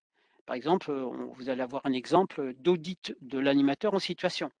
Ouais, donc, heu, quand vous avez des formateurs, s'ils ne sont pas audités, ils ne bénéficieront pas du regard croisé qu'est le vôtre. On va, on peut progressivement dédier du légitime idéal visé pour arriver dans une certaine réalité de confort qui nous convient et on peut petit à petit creuser un écart entre ce qu'on est, censé apporter dans l'idéal et incontestable et ce que l'on fait. Voilà. En fonction des formateurs, l'écart est réduit, mais ça peut arriver. Donc cet audit de pratique est un regard croisé, c'est pas un contrôle. C'est vraiment, aide-moi à vérifier que j'y suis complètement. Voilà, hein, donc moi je vous conseille, ça marche très, très bien. Le suivi des événements et des réclamations, on va pas, je dirais donc et les données chiffrées. Donc vous voyez là, sur la partie, ingénierie pédagogique ou formation ou efficacité, je peux décider, ça je l'ai, autant bien le faire. Ça, je l'ai, ça s'imposera à moi et ça, je peux l'avoir si, à un moment donné, j'ai, des certifications ou des indicateurs, d'évaluation des acquis. Voilà et ça, je peux le décider, je vous le conseille très fortement. Ça permet de créer du lien, de l'échange et ça dynamise la démarche qualité. Alors, on a une question sur les événements. Tout Oui, simplement, pouvez-vous donner un exemple d'événement? La personne a en tête les réunions de bilan, par exemple. Est-ce que c'est un événement? alors on parle d'événements favorables. Je vais y venir, Virginie, tout à l'heure, mais par exemple, rester très logique, j'ai dit par exemple qu'il y avait, de l'ingénierie pédagogique et un système d'accueil et de positionnement, hein, c'était nos process de tout à l'heure. L'événement qui peut survenir, c'est la non maîtrise de ça. Donc je peux avoir un événement sentinelle qui est incident sur l'accueil. Voilà. Si, je dis, donc je vais, inscrire ma volonté d'être vigilant et réactif au cas où surviendrait un incident, un événement lié à l'accueil. Si j'ai une réclamation de la part d'un de mes apprenants en disant: «Ton accueil, ça ne le fait pas» ou si je m'aperçois qu'il y a eu un dysfonctionnement parce qu'on n'a pas été suffisamment efficace ou vigilant lors de l'accueil, quelqu'un qui est admis alors qu'il va être en difficulté, à ce moment-là, je vais déclencher un événement sentinelle et je vais, on le verra tout à l'heure, déterminer les causes. C'est ça l'événement. C'est ça l'événement, hein. Donc c'est les dysfonctionnements potentiels, mais à tout événement favorable existe son contraire, c'est les événements favorables. Il y a plus d'événements favorables dans une journée que d'événements défavorables. Mais nous, on comptabilise les 2, mais on n'est pas du tout obligé de s'imposer la gestion des événements favorables. Mais en matière de qualité, vous avez, les 2 référentiels d'ailleurs le précisent en disant s le suivi des réclamations. Le suivi des réclamations est un événement défavorable et vous devez démontrer que lorsque ça survient, parce que ça surviendra toujours, on aura toujours, le risque et la vérification d'un défaut de parcours, voilà, ça arrivera, hein, et bien que nous sommes vigilants, que nous le prenons en compte, que nous le traitons, hein, concrètement et que nous solutionnons le dit événement si c'est possible à l'instant T et que nous évitons qu'il survienne à nouveau. Est-ce que j'ai répondu à la question? Oui, parfaitement, surtout que, comme vous le disiez, on va approfondir dans quelques slides. Voilà, très bien. Voilà, donc là, on est sur les dispositifs et je dirais, parmi les dispositifs, on va justement parler des évaluations de bonnes pratiques. Alors les évaluations de bonnes pratiques, c'est on est dans la grande logique de l'amélioration continue. Est-ce qu'on est dans le dire, c'est tenir? Voilà, par exemple, nous avons dit que pour toute action de formation, il y a, une modélisation et une scénarisation pédagogique, hein, séquence, séance pour ceux qui ont travaillé sur le sujet, que pour chaque, scénarisation pédagogique, nous avons déterminé des ressources, des supports, des outils, d'annexe pédagogique, des outils d'évaluation, que la dispensation de la formation va respecter tel rythme, que la contribution des stagiaires, du formateur sera de telle nature. Ça, c'est tout ce qu'on a fait dans la scénarisation pédagogique. On est, je dirais, dans la feuille de route. L'audit de pratique, c'est de dire: «Est-ce que nous le faisons réellement?» Voilà, concrètement, est-ce qu'aujourd'hui, on est dans le dire, c'est tenir? Si nous avons été surexigeants et ça arrive souvent, et j'ai dit aux gens: «Vous tirez une balle dans le pied, vous avez mis la barre très haute et vous exigez de vos formateurs des choses qui ne sont pas légitimes, donc ça ne marchera pas». Voilà. Si nous sommes légitimes dans ce qu'on, on demande, donc ça c'est la grille de qu'on va les critères qu'on va retenir, à ce moment-là, on peut tout à fait dire: «Est-ce qu'on est dans le dire, c'est tenir?» Très régulièrement, on s'aperçoit qu'on dévie. C'est propre à l'organisation humaine et c'est propre à l'être humain. Entre ce que l'on décide de faire avec, toute la bonne volonté, que l'on a dont on fait preuve à un instant et plus tard la réalité, il y a toujours un écart qui se creuse. Donc l'audit des bonnes pratiques a pour cet objectif de dire: «Est-ce qu'on est des dans le dire, c'est tenir?» et s'il y a des écarts, est-ce qu'on les voit et est-ce qu'on réagit? Voilà. Donc maintenant c'est, vous aurez des exemples de grilles, dans le support et je vous donnerai ça. Maintenant c'est quelle est la dynamique qui est importante? Quelle est la dynamique? Alors, vous avez la dynamique d'évaluation unilatérale, hein, c'est un référent qui est désigné, un référent pédagogique qui va croiser le regard sur les pratiques d'un professionnel. Voilà, concrètement, il va aller voir un formateur en situation, il va checker et il va faire un point avec le formateur en fin de formation, pendant la formation, et cetera. ou dans certains cas, le référent va pouvoir, croiser le regard sur les pratiques d'un groupe de professionnels. Dans certaines organisations, on a des gens qui exercent, au même, ensemble en équipe sur un sujet et à ce moment-là, l'évaluateur va apporter une évaluation, légitime sur l'ensemble des participants. Il va évaluer l'équipe dans son ensemble. Voilà, donc néanmoins, il y a 3 choses qui sont nécessaires. C'est l'existence d'un référentiel connu de tous, partagé par tous, accepté par tous. Donc en général, les grilles d'évaluation de bonnes pratiques sont faites avec les professionnels, ça doit être obligatoirement inclusif. Et de là, la posture du référent, c'est pas de dire: «Je viens contrôler si vous faites votre boulot», c'est: «Je viens vous aider à croiser les regards sur votre pratique. Voilà ce que je vois. Voilà ce que je vois et voilà c'est les choses que nous devons, pour lesquelles nous devons nous interroger». Bon, quand ça se passe bien, cette démarche, d'un individu référent qui va venir évaluer ses pairs, avec eux, on croisait les regards, ça se passe très, très bien. Souvent, dans certaines organisations, on demande aux intéressés de requérir l'intervention de l'évaluateur pour dire: «Bon, mais est-ce que tu peux pas venir, croiser ton regard sur mon boulot?» Moi, je crois beaucoup à cette démarche. Il y a mieux en termes de dynamique, on va en parler. Mais déjà, si c'est bien fait, si c'est sain, si c'est inclusif et si ça fait partie du parcours, à la fois professionnel de l'individu, parce que ça contribue aussi à ça, mais à la dynamique qualité, ça se passe très, très bien. Il vous faut des évaluateurs, des référents bonnes pratiques matures, objectifs et acceptés par tous. Dans les rares, mais ça arrive. Donc j'ai plusieurs clients qui fonctionnent comme ça et ça se passe très, très bien.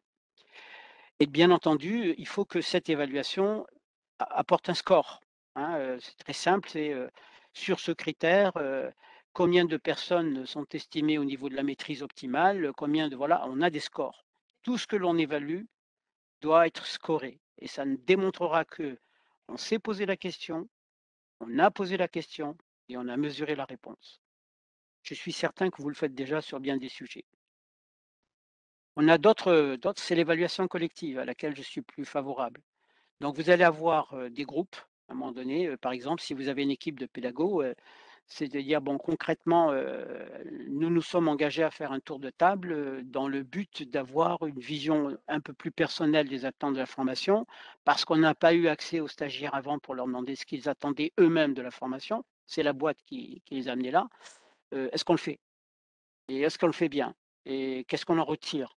Et comment on peut démontrer que s'il y avait matière à en retirer quelque chose, on l'a fait? Donc ça va être une question collective et l'ensemble des personnes, à la fois en tant que contribuant au groupe et pour le groupe, va répondre et on a souvent des axes, de validation de progrès qui là-dessus. Il y a une autre façon de travailler aussi qui est l'auto-évaluation individuelle. Autrement dit, la grille auquel je fais référence, on va avoir quelques-unes là tout de suite, eh ben, elle est accessible aux individus et les individus vont se poser pour eux-mêmes la question de chaque critère de la grille et vont pouvoir dire, là, sur cet aspect-là, je pense que je maîtrise.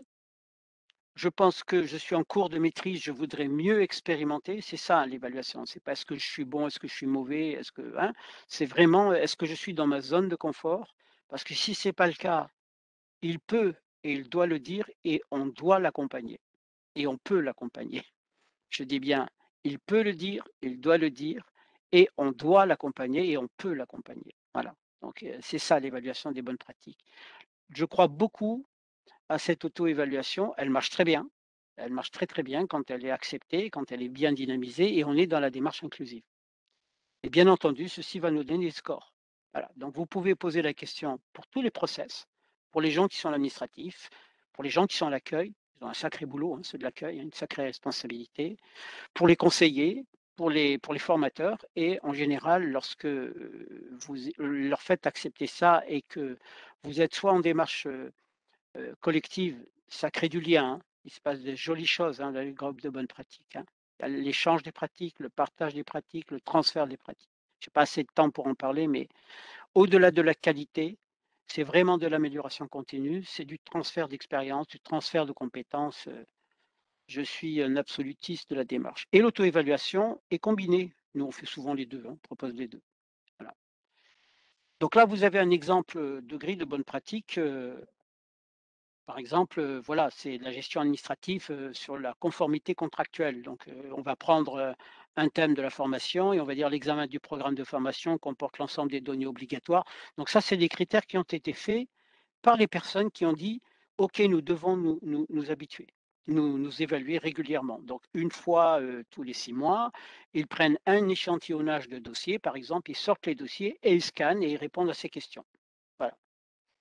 Et il n'est pas rare de voir que, bah, tiens, cet aspect-là, on l'a zappé, personne n'est revenu sur le dossier, en fait, on n'y était pas. Voilà, il n'y avait pas dans le dossier, le support et les annexes pédagogiques et cetera. Donc à partir de là, on va dire que c'est, non atteint, hein, voilà. Donc on est là-dessus et ça donne un score.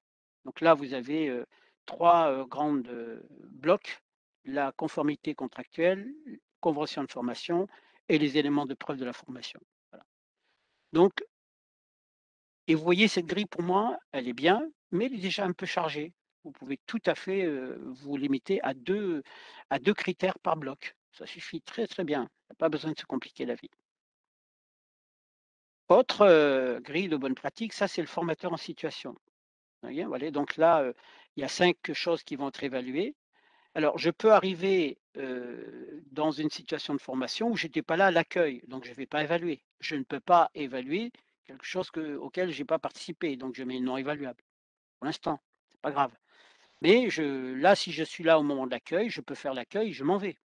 J'évalue que ça, hein. Donc, vous avez les critères qui ont été déterminés, par le groupe pédagogique dans ces structures, de manière à vérifier, que, on est dans le dire, c'est tenir et de garantir au formateur qu'il va être, évalué sur des choses qui sont objectives, hein. Là, on est sur l'évaluation d'un individu qui va observer un pair en formation et que c'est objectif et que ça doit objectiver. Si je dis à quelqu'un: «C'est en cours, voilà pourquoi, je le dis», c'est pas un jugement, hein, c'est jauger, pas juger, hein, voilà. Et donc après, vous avez, ici d'autres critères. Donc là, on est sur des grilles de bonne pratique et si vous vous souvenez dans la temporalité, on est pendant l'exécution de la bonne pratique. Donc si les choses dévient à ce niveau-là, on va revenir à une démarche plus constructive, plus efficace et on aura moins de résultats, négatifs, moins d'événements et moins de résultats ou d'insatisfaction, in fine. Si je ne fais pas une évaluation à un moment précis où le processus se déroule, ça peut marcher, hein, ça peut très, très bien marcher, mais il n'est pas rare que je prenne un risque de constater, de ne pas constater que les choses dévient. Là, on est sur les événements sentinelles pour la personne qui m'a posé la question. Vous voyez donc à un moment donné, un événement sentinelle, c'est, alors souvent on me dit, «C'est un événement, est-ce que ça prend 2 ALE?» Ça prend 2 ALE. Voilà, je peux avoir un incident ou un dysfonctionnement pendant ou à l'issue de la formation. Voilà, je décide que c'est pas exclu qu'un formateur soit en difficulté et je peux avoir des causes possibles. Ça peut être matériel, ça peut être la relation apprenant-formateur, apprenant-apprenant et cetera et cetera. Bon, donc si demain j'ai un événement qui va survenir, je coche cette case-là et je coche là où les causes qui, peuvent être à l'origine de ça. De ce fait, on a la démonstration que au moindre événement qui est déjà prédéfini, on a un signalement qui se fait. Le référent qualité et le copil et la direction ou les intéressés, ça c'est la question, sont immédiatement avertis et on étudie la cause de l'événement et les solutions possibles à court terme s'il faut indemniser ou réparer, quelque chose qui ne va pas, et éviter la survenance, je dirais de cet événement.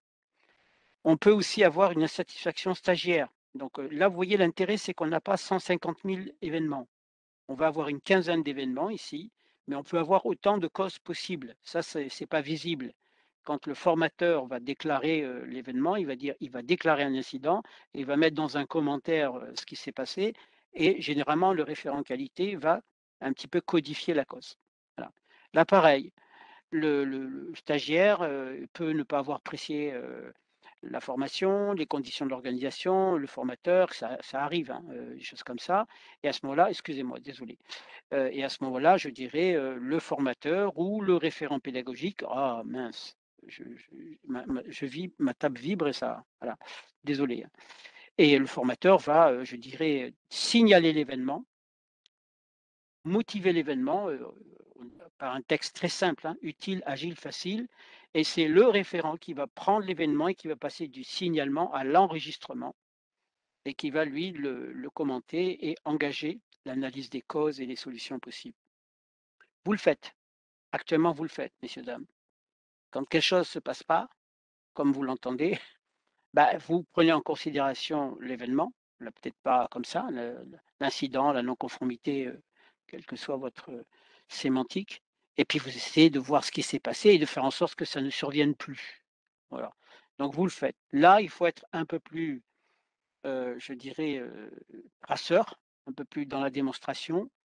Ne faites pas l'erreur, je l'ai entendu et je l'entends encore, de dire: «Je ne vais pas vous inventer des événements qui n'existe pas».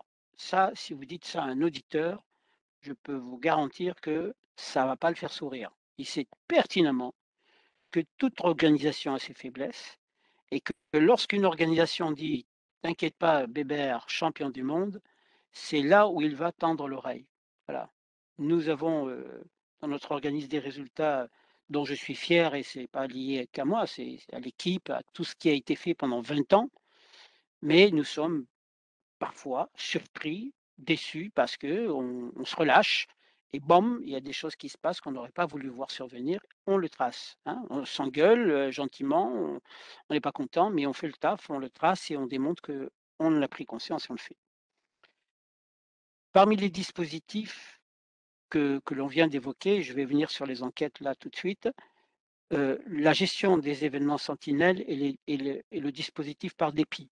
Si vous ne faites pas d'enquête, si vous ne faites pas d'audit de pratique, soyez extrêmement vigilants au fait de bien démontrer que lorsqu'il y a des choses qui sont survenues et qui n'étaient pas pour vous faire plaisir, eh ben, vous avez eu le réflexe de les enregistrer, de les tracer, de les partager avec les gens intéressés et de les solutionner. Ça, c'est le petit plus pour la personne qui nous a interrogés sur les événements tout à l'heure. Et enfin, les enquêtes. Alors, je ne vais pas vous faire l'affront de vous parler des enquêtes. On est très, avec nos clients, on est assez vigilant sur cet aspect-là. Pourquoi? Parce que depuis le début, je vous disais que l'art est dans la question, mais l'art est aussi dans la façon de la poser. Donc, il faut choisir la bonne question, voilà, et aussi choisir la meilleure façon de la poser. Donc, je ne vais surtout pas m'étaler là-dessus parce que je dévierai, mais l'enquête a pour objectif, à minima, de vérifier si on a bien atteint les objectifs annoncés.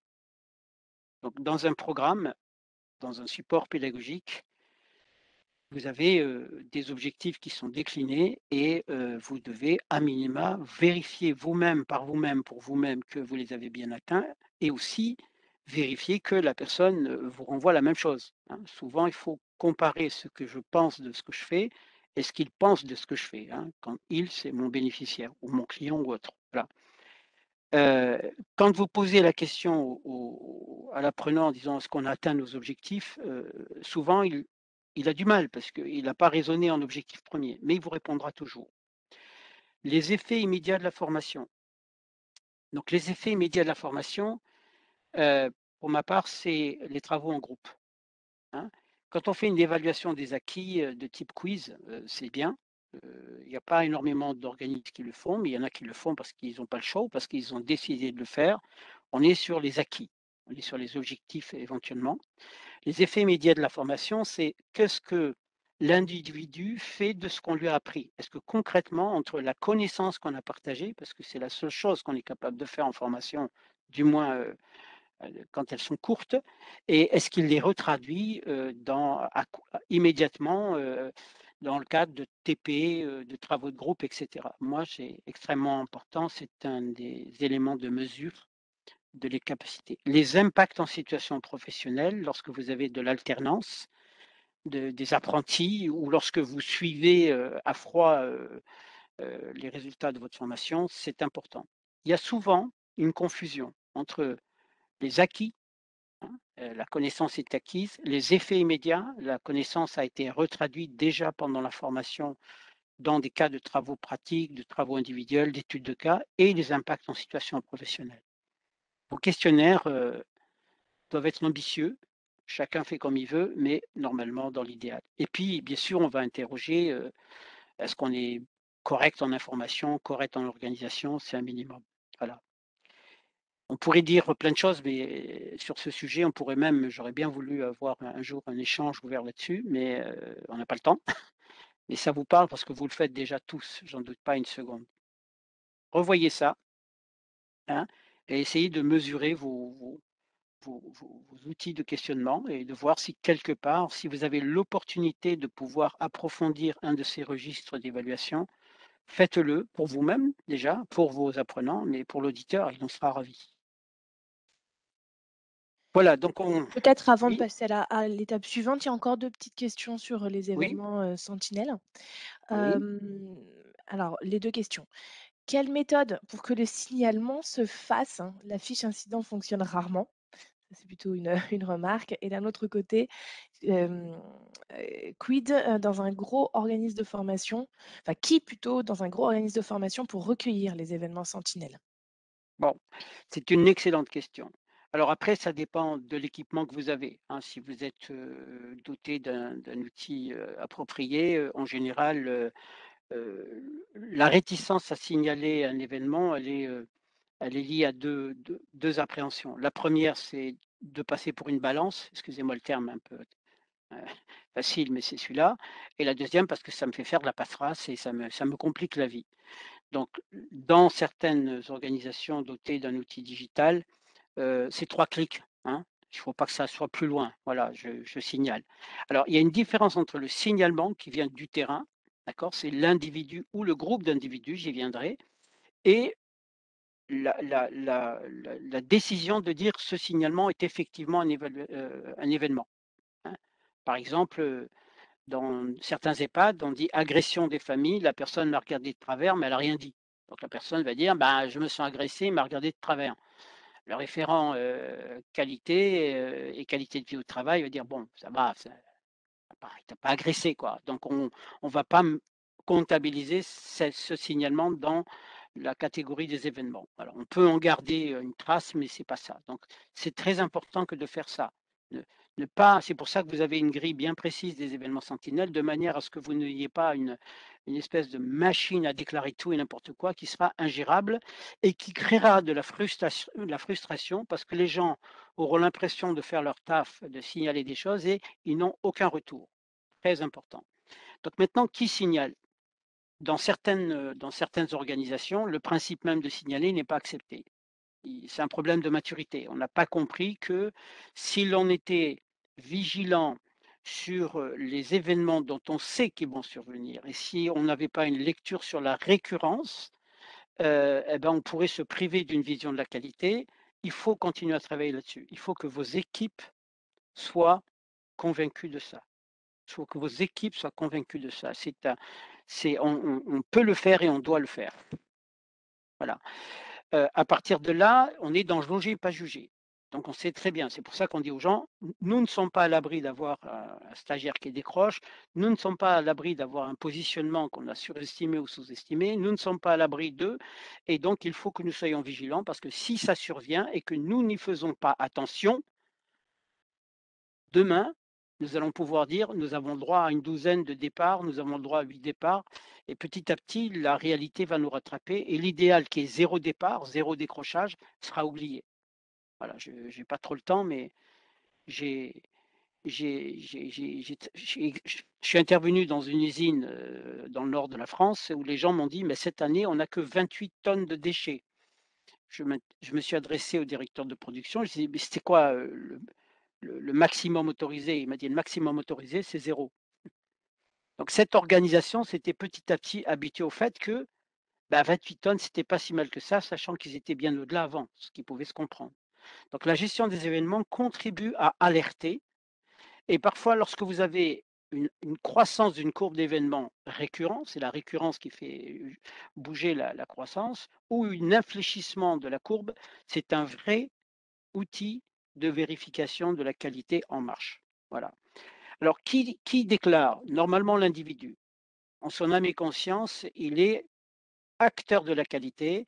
S'il a rencontré une difficulté en formation, si il s'est aperçu qu'il a été au-dessous de ce qu'on lui demandait à l'instant T, il doit pouvoir se sentir libre de le déclarer sans peur et sans reproche et de signaler que la difficulté qui est rencontrée est peut-être aussi liée à la scénarisation pédagogique, à l'organisation, au recrutement.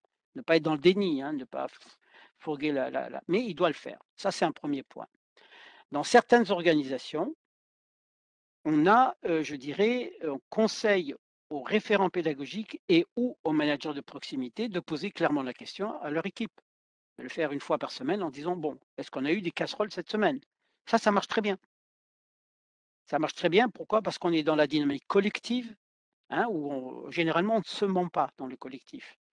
Est-ce qu'on a eu des casseroles? Est-ce qu'on a eu des difficultés? Est-ce qu'on a eu du retard? Est-ce qu'on a ci? Est-ce que ça? Et le manager de proximité va faire croiser les regards de son équipe sur les événements potentiels et comme je dis, dont on sait qu'ils peuvent survenir. Donc ça marche bien dans les boîtes où on n'a pas encore rendu autonome la personne et libre de pouvoir être elle-même actrice du signalement. Voilà. Alors, des propositions, par rapport aux stagiaires. L'idée de donner une adresse mail générique aux stagiaires ou un lien Google Form pour que le stagiaire, lui, puisse, Bien sûr, faire part. bien sûr, bien sûr, le stagiaire doit obligatoirement, je vais devoir, c'est fortement conseillé, à tout moment, au-delà des interlocuteurs qui lui sont, je dirais désignés, parce que parfois on dit: «Vous avez un référent administratif, un référent pédagogique, le directeur» et cetera, mais les gens n'osent pas faire la démarche, de visu à visu. En revanche, s'ils ont un lien, ils peuvent même le faire de façon anonyme, quoi qu'on pourra discuter, s'il est lui-même touché et que ça nuit à son parcours, il vaut mieux pas que ce soit anonyme, il faut lui donner l'option. S'il veut signaler quelque chose, et pour lequel il ne veut pas être repéré, il a le droit. Par contre, là, on ne peut pas, être objectivement, je dirais, en mesure de pouvoir, aller plus loin sur la causalité.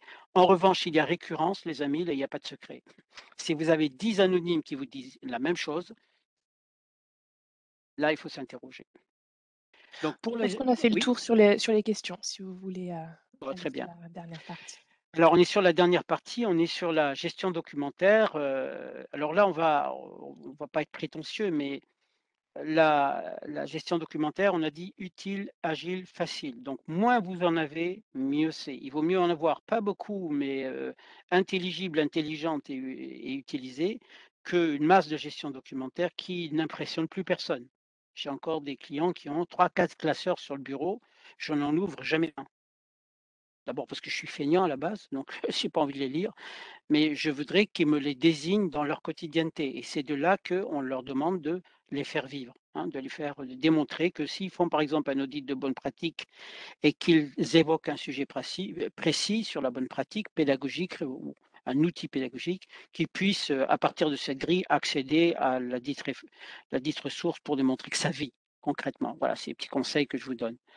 Là, on se limitera, je dirais, de la codification, mais pas dans le sens strict du terme, hein, de la capitalisation de la ressource. Donc on conseille au minimum 3 méta dans l'arborescence. La famille formation, la famille qualité, la famille administration. À minima, on a ça. On a beaucoup d'organismes qui, ont utilisé cette arborescence et qui se sont appropriés, qui l'ont personnalisé pour pouvoir, je dirais, travailler là-dessus. Donc là, on va avoir des ressources qui sont informatives, éducatives, administratives, physiques, numérisées, digitalisées.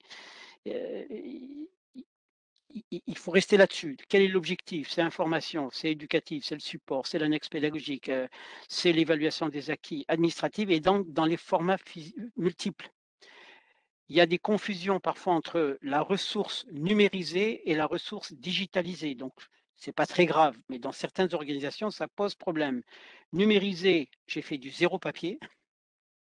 Digitalisé, c'est du digital, c'est du formulaire. C'est de l'accès digitalisé, hein. Donc, si j'accède par une plateforme digitale à une ressource numérisée, la ressource n'est pas digitalisée. La couche qui m'a permis d'y arriver est numérisée. Donc, faites attention à ce que vous dites parce qu'en matière d'exploitation, c'est pas pareil. La ressource digitalisée vous permet d'avoir une vraie traçabilité de votre, utilisation de la gestion documentaire, mais c'est un détail technique. Par exemple, sur le thème 1, sur le thème formation, qu'est-ce que je pourrais avoir? J'ai à minima les scénarios pédagogiques par thème. J'ai les supports et les annexes pédagogiques. J'ai les dispositifs d'évaluation des acquis, des effets et des impacts de la formation, si vous allez jusque-là, bien entendu. J'ai les modalités de positionnement des apprenants et d'individualisation des parcours. Voilà, ça c'est à minima ce que vous devez avoir dans vos répertoires par formation. Et puis, si vous avez des modalités et dispositifs de dispensation de la formation, c'est ce qu'on appelle le pack formateur. Alors concrètement, qu'est-ce qu'on lui donne, hein? Quel est le pack qu'il va avoir, à sa disposition? Quels sont les outils? Voilà. Et là, on est vraiment sur ce qui concerne. Donc sur chaque thème de la formation, d'accord? Il faut avoir cet aspect-là. Voilà, ce bloc, concrètement. Alors, il y a Et des gens une qui disent question très oui, précise, oui, oui. scénario pédagogique, qu'est-ce que ça veut dire déroulé pédagogique? Oui, alors on parle de scénarisation pédagogique, déroulé pédagogique. En gros, les sémantiques, varient en fonction de nos origines, hein, mais on est dans les séquences séances, hein, déroulé pédagogique, on est sur ces aspects-là. C'est OK. la structuration, voilà, c'est la structuration.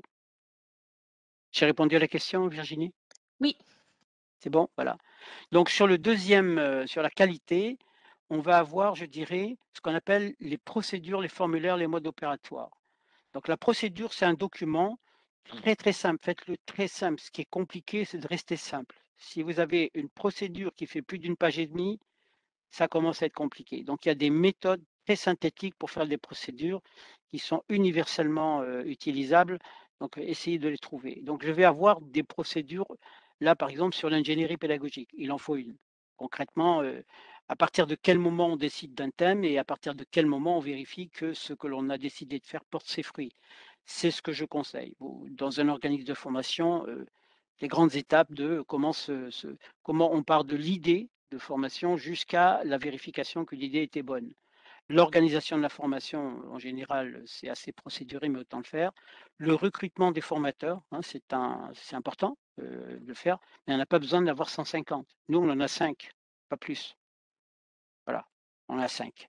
Par contre, je peux avoir des modes opératoires. Si par exemple, vous avez un système de gestion des dossiers, informatisés, vous pouvez avoir un mode opératoire qui sera un petit peu, je dirais, un document explicatif avec des prises d'écran, hein, des copies d'écran, pour expliquer quel est le processus d'utilisation juste et optimale, du dossier, stagiaire. Voilà. Ça, c'est un mode opératoire. Quand c'est pas nécessaire, ne le faites pas. Parfois, vous n'avez pas besoin de procédure, mais vous pouvez mettre un ou 2 modes opératoires qui se suffiront à eux-mêmes. Les documents qualité, ce sont tout ce qui n'est pas procédure, formulaire et mode opératoire. Donc, ça peut être le livret d'accueil, hein, des apprenants, le règlement intérieur, le document unique, enfin, voilà, tout ce qui n'est pas forcément utilisé dans la pédagogie, mais qui touche directement ou indirectement les formateurs, l'organisation, etc. Hein, ce sont des documents qui sont remis pour lecture, hein. Et ensuite, vous avez les dispositifs de pilotage dont on a parlé tout à l'heure, je ne vais pas revenir dessus. Là-dessus, notamment le plan d'amélioration continue, ça c'est extrêmement important. Quand on réalise des audits blancs, nous, la première chose qu'on demande, c'est votre plan d'amélioration continue. C'est quoi?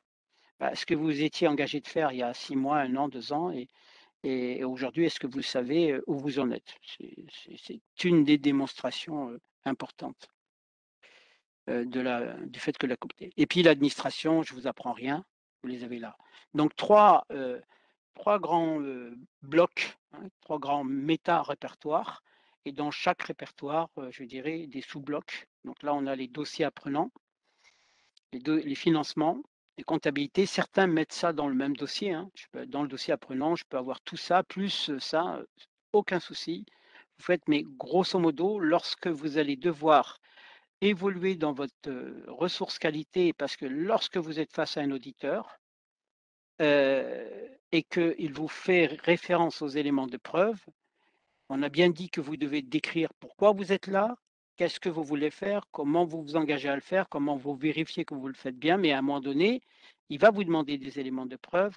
Il faut que vous soyez à l'aise. Donc vérifiez bien que, au fur et à mesure que vous avancez dans ces pré-questionnements, vous avez la possibilité d'aller à l'élément de preuve, documentaire, mais ne commencez jamais par le document d'élément de preuve documentaire. Ça enlève du sens à ce que vous dites. Dites pourquoi vous faites, qu'est-ce que vous avez fait et dans ce cas-là, vous dites: «Et voilà, on utilise telle grille, on utilise tel support, on travaille sur comme ça, voilà et voilà, je veux dire une fiche de poste chez nous», et cetera et cetera.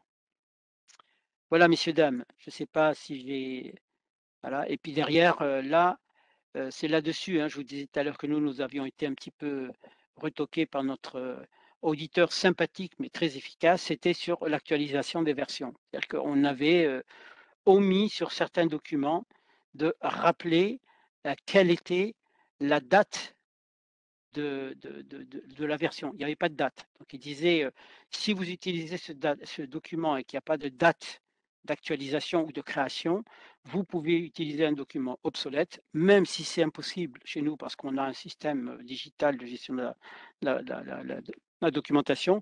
Il n'avait pas tort et de toute façon, j'ai pas envie de me fâcher avec lui, c'est un ancien rugbyman. Voilà donc voilà messieurs, dames, je pense qu'on a fini. Vous m'aviez demandé, Virginie, de faire une petite veille, hein, sur les outils, qui pouvaient être utilisés. Il en existe, légion, mais parmi ceux que, l'on connaît, certains, connaissent, Odoo, Freshdeck, Google Forms, SurveyMonkey, Elabora, Monday et Kalichar. Là, vous avez des outils qui vous permettront soit de gérer le plan d'amélioration continue comme Freshdeck, soit créer des questionnaires. Google Forms est très connu et très, très bien. Sur SurveyMonkey, c'est un peu plus élaboré. Si vous avez des enquêtes un peu plus fines, un peu plus poussées à faire.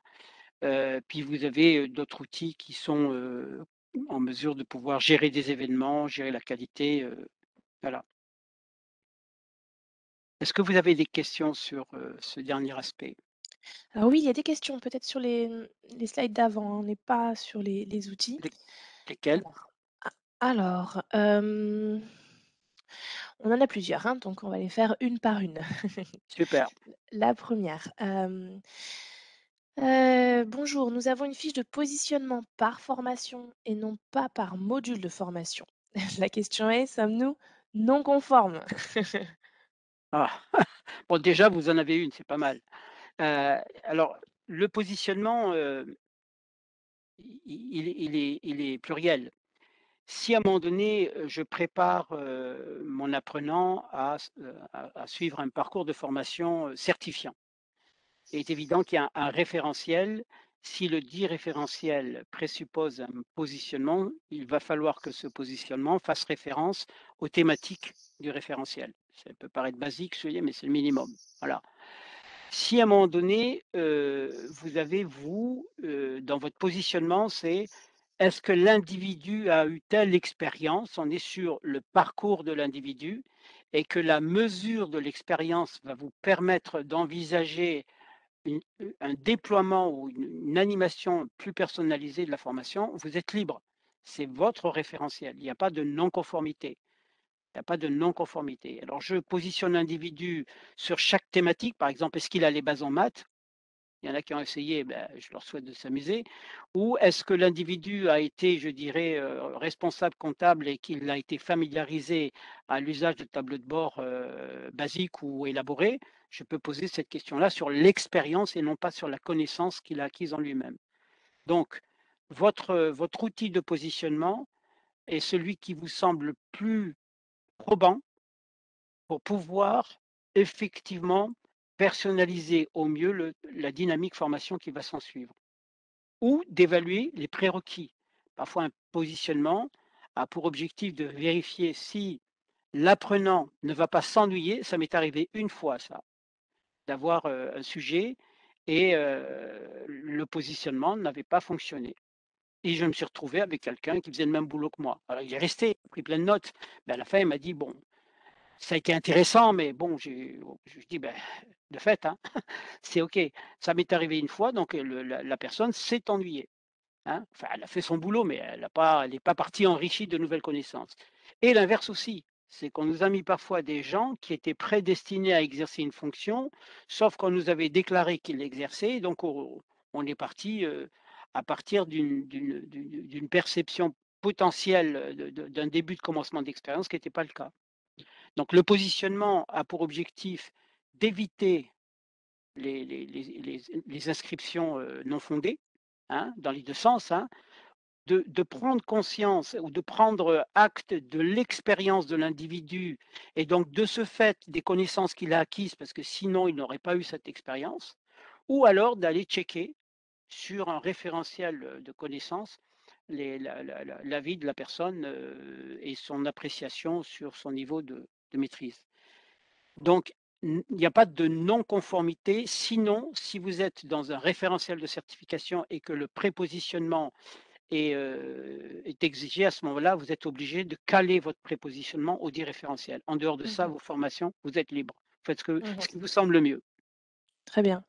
Question suivante. Chaque document de la GED doit-il obligatoirement être codifié ou le nom des documents est à appréciation de chaque organisation? Alors, je devrais vous avez, je pense qu'il faut faire une codification minimale, mais simple, hein. Vous avez des systèmes de codification où quand vous les regardez, c'est fracture normale assurée, hein, c'est-à-dire que la personne, vous n'avez pas envie de le faire. En revanche, nous, par exemple, si, on a déterminé, par exemple, une procédure qualité, on a une procédure qualité 1 qui sera, par exemple, l'ingénierie pédagogique. Voilà. En gros, on aura, un une racine qui partira de là et tous les documents qui vont être associés à cette procédure, par exemple un protocole, un exemple de livret, apprenant, un exemple, de scénarisation pédagogique, reprendront la racine de cette procédure avec le nom. C'est tout. Voilà, il y a pas de souci. C'est très simple. Ça veut dire qu'à un moment donné, vous démontrez que vous avez un système de codification par document. Ne vous compliquez pas la vie. Ne faites rien de compliqué. Ça ne marchera pas. Et surtout, travaillez sur les méta-répertoires qu'on vous a indiqué tout à l'heure. Ça, c'est important. Parce que quand vous êtes en audit, ne cherchez pas à faire des liens, si vous utilisez les liens hypertextes dans Excel, parce qu'il y en a qui nous, on demande aux gens d'avoir, une nomenclature très simplifiée de leurs ressources qualité sur Excel et de faire des liens hypertextes dans les répertoires. Donc faites des liens dans les répertoires, n'allez pas chercher les documents individuels dans les répertoires. Par contre, travaillez bien sur vos répertoires. Vérifiez que vous avez toute la ressource, que dans la racine des fichiers, on a bien la même thématique de jeunesse. Par exemple, si c'est procédure ingénierie, hein, et puis que tous les autres qui sont liés à la procédure aient en début de phrase la même racine. Est-ce que je suis clair dans mes conseils? Il semblerait, oui. Bon, Merci pour la réponse claire pour la question d'avant et merci beaucoup aussi pour celle-là. On est bon. bon, Là, je vais très avoir bien. 2 questions sur le sujet de l'actualisation des versions. Oui. Alors, est-ce qu'il faut garder toutes les versions antérieures et faut-il obligatoirement indiquer date de création plus mise à jour ou la date de mise à jour, suffit-elle? Alors là, vous allez avoir les puristes de la qualité, les qualiticiens. Bon, déjà, la version a pour objectif de vérifier et de s'assurer qu'un individu, ne serait pas en mesure d'utiliser une version obsolète. Changer une clause de contrat, s'il utilise toujours l'ancienne version du contrat, vous pouvez être mis à défaut parce que le document était plus conforme. Voilà. Donc concrètement, dans un premier temps, et ça, Soraya Cavagnol, qui est parmi nous, qui est dans l'ombre, mais qui est la référente qualité chez nous, fait très attention à ça puisqu'elle dit: «Il faut interdire l'accès aux versions antérieures». Donc concrètement, lorsqu'on a un document qui, va connaître un changement ou une nouvelle version, l'ancienne version doit être stockée pour démontrer qu'elle existait, d'accord? La nouvelle version doit être codifiée V2, V3, d'accord? Et puis on ne doit plus avoir accès à l'ancienne version. La difficulté qu'on a dans certains cas, c'est que chacun a ses propres documents sur son petit portable personnel et portatif. Donc, et on a du mal. Donc ce que je conseille, ce que nous conseillons et ce que nous faisons, c'est d'avoir des répertoires de type, Google Drive ou Dropbox, nous c'est Dropbox, et que les versions qui sont de référence et actualisées soient accessibles obligatoirement, je dirais, par là et que Les gens, lorsqu'ils accèdent à ce répertoire, ils ont forcément toujours la dernière version. Bien entendu, on ne peut pas les empêcher d'avoir sauvegardé quelque part une ancienne version et de vouloir, par facilité, la reproduire. Ça, vous pouvez pas, n'importe quel auditeur qui vous dirait: C'est possible de l'éviter», demandez-lui surtout de vous donner immédiatement la solution. Par contre, vous mettez là un protocole, pas une procédure, hein, très stricte, en expliquant comment ça se passe et en disant qu'il est interdit, pour les risques que l'on connaît, hein, de dupliquer un document pour aller, le réattribuer à notre client. Notamment certains documents, les conventions de formation, les contrats, c'est là où il y a des erreurs. On peut dupliquer une proposition commerciale pour avoir, je dirais, un gabarit d'introduction et encore, nous, on a des propositions commerciales, vierges et on attaque, hein, là-dessus. Mais bon, Superbe. voilà. On a les remerciements, je pense qu'on a répondu à la question. Ce sera la dernière question, il nous reste quelques minutes pour ensuite, clôturer. Qu'appelez-vous en fait, revue documentaire?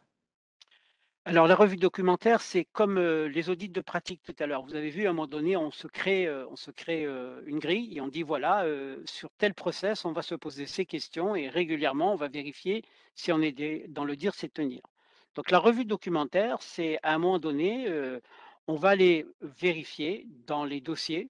Je prends un exemple, on va vérifier dans les dossiers, notamment les propositions commerciales, les dossiers stagiaires, les dossiers pédagogiques, si les plus récemment utilisés sont toujours les versions actualisées et conformes. Déjà, c'est un premier point, d'accord? On vérifie que l'usage est conforme à ce qui a été dit, c'est ça, on appelle ça un audit de bonne pratique. On va aller aussi revisiter les 10 répertoires dont je faisais référence. Si j'ai une thématique de formation, je vais vérifier que j'ai bien dans cette thématique de formation la scénarisation pédagogique la plus actualisée, d'accord? Les supports qui conviennent, les annexes pédagogiques qui conviennent, les outils d'évaluation, et cetera. Donc c'est ça la revue documentaire.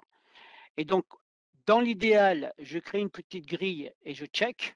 C'est le plus simple, hein. Si vous le faites, en digital, ça va très vite et c'est très sympa et en plus vous avez des scores, hein. Et puis à un moment donné, je vais dire: «Voilà, je vais ouvrir telle thématique et est-ce qu'il y a le scénario pédagogique? Est-ce qu'il est actualisé? Est-ce qu'il y a tout ça?» et cetera. C'est ça la revue des commentaires et si c'est pas présent, je mets non présent, hein, ou non conforme aux versions non conformes, non actualisées. Et de là, vous OK, avez un score qui vous permettra de voir combien de fois on a été dans le jus et combien de fois on était dans la plaque. superbe. Et bien voilà, vous avez répondu à la dernière question qui était posée. Bon, Donc on va très pouvoir bien. clôturer à Heu, l'heure. Il y a déjà des personnes qui doivent voilà, s'absenter. Donc si vous voulez bien d'accord. passer sur, la slide des ressources du Carrefour F Occitanie, ça je ne reprends pas la main, pour simplement donner quelques liens que vous aurez de toute façon, dans le PDF. Voilà, quelques slides plus bas. C'est ça? Ouais, oui, c'est ça. Celle-ci, voilà. Ici, vous avez quelques ressources, hein, du Carrefour F Occitanie, le lien vers la veille emploi formation, vous abonner à la veille hebdomadaire. Vous avez des flux RSS, thématiques aussi auxquels vous pouvez vous abonner, donc en copiant collant l'adresse, du flux dans votre navigateur ou dans votre messagerie et en dessous, un rappel aussi sur les publications du pôle, observatoire. Vous avez des ressources qui peuvent vous être, intéressantes. Hop, on va aller sur l'avant-dernière slide, très, très rapidement. Voilà, ça Celui-là? c'est un rappel sur voilà, c'est un rappel sur les listes, hein, des organismes certifiés Qualiopi, où vous les trouvez, je pense que vous le savez. Pour la liste des organismes labellisés Certif Région, vous avez la page Certif Région où il y a tout, en fait, toutes les informations, les replays et cetera. La liste est mise à jour après chaque, comité de labellisation et donc on va aller sur la dernière slide pour clôturer pile à l'heure. Mmh. Vous avez, nos adresses mail, hein, à Bruno Fernandez et à moi-même. Alors on a des merci pour votre présentation, merci, présentation intéressante et cetera. Donc je pense que ça a été très clair.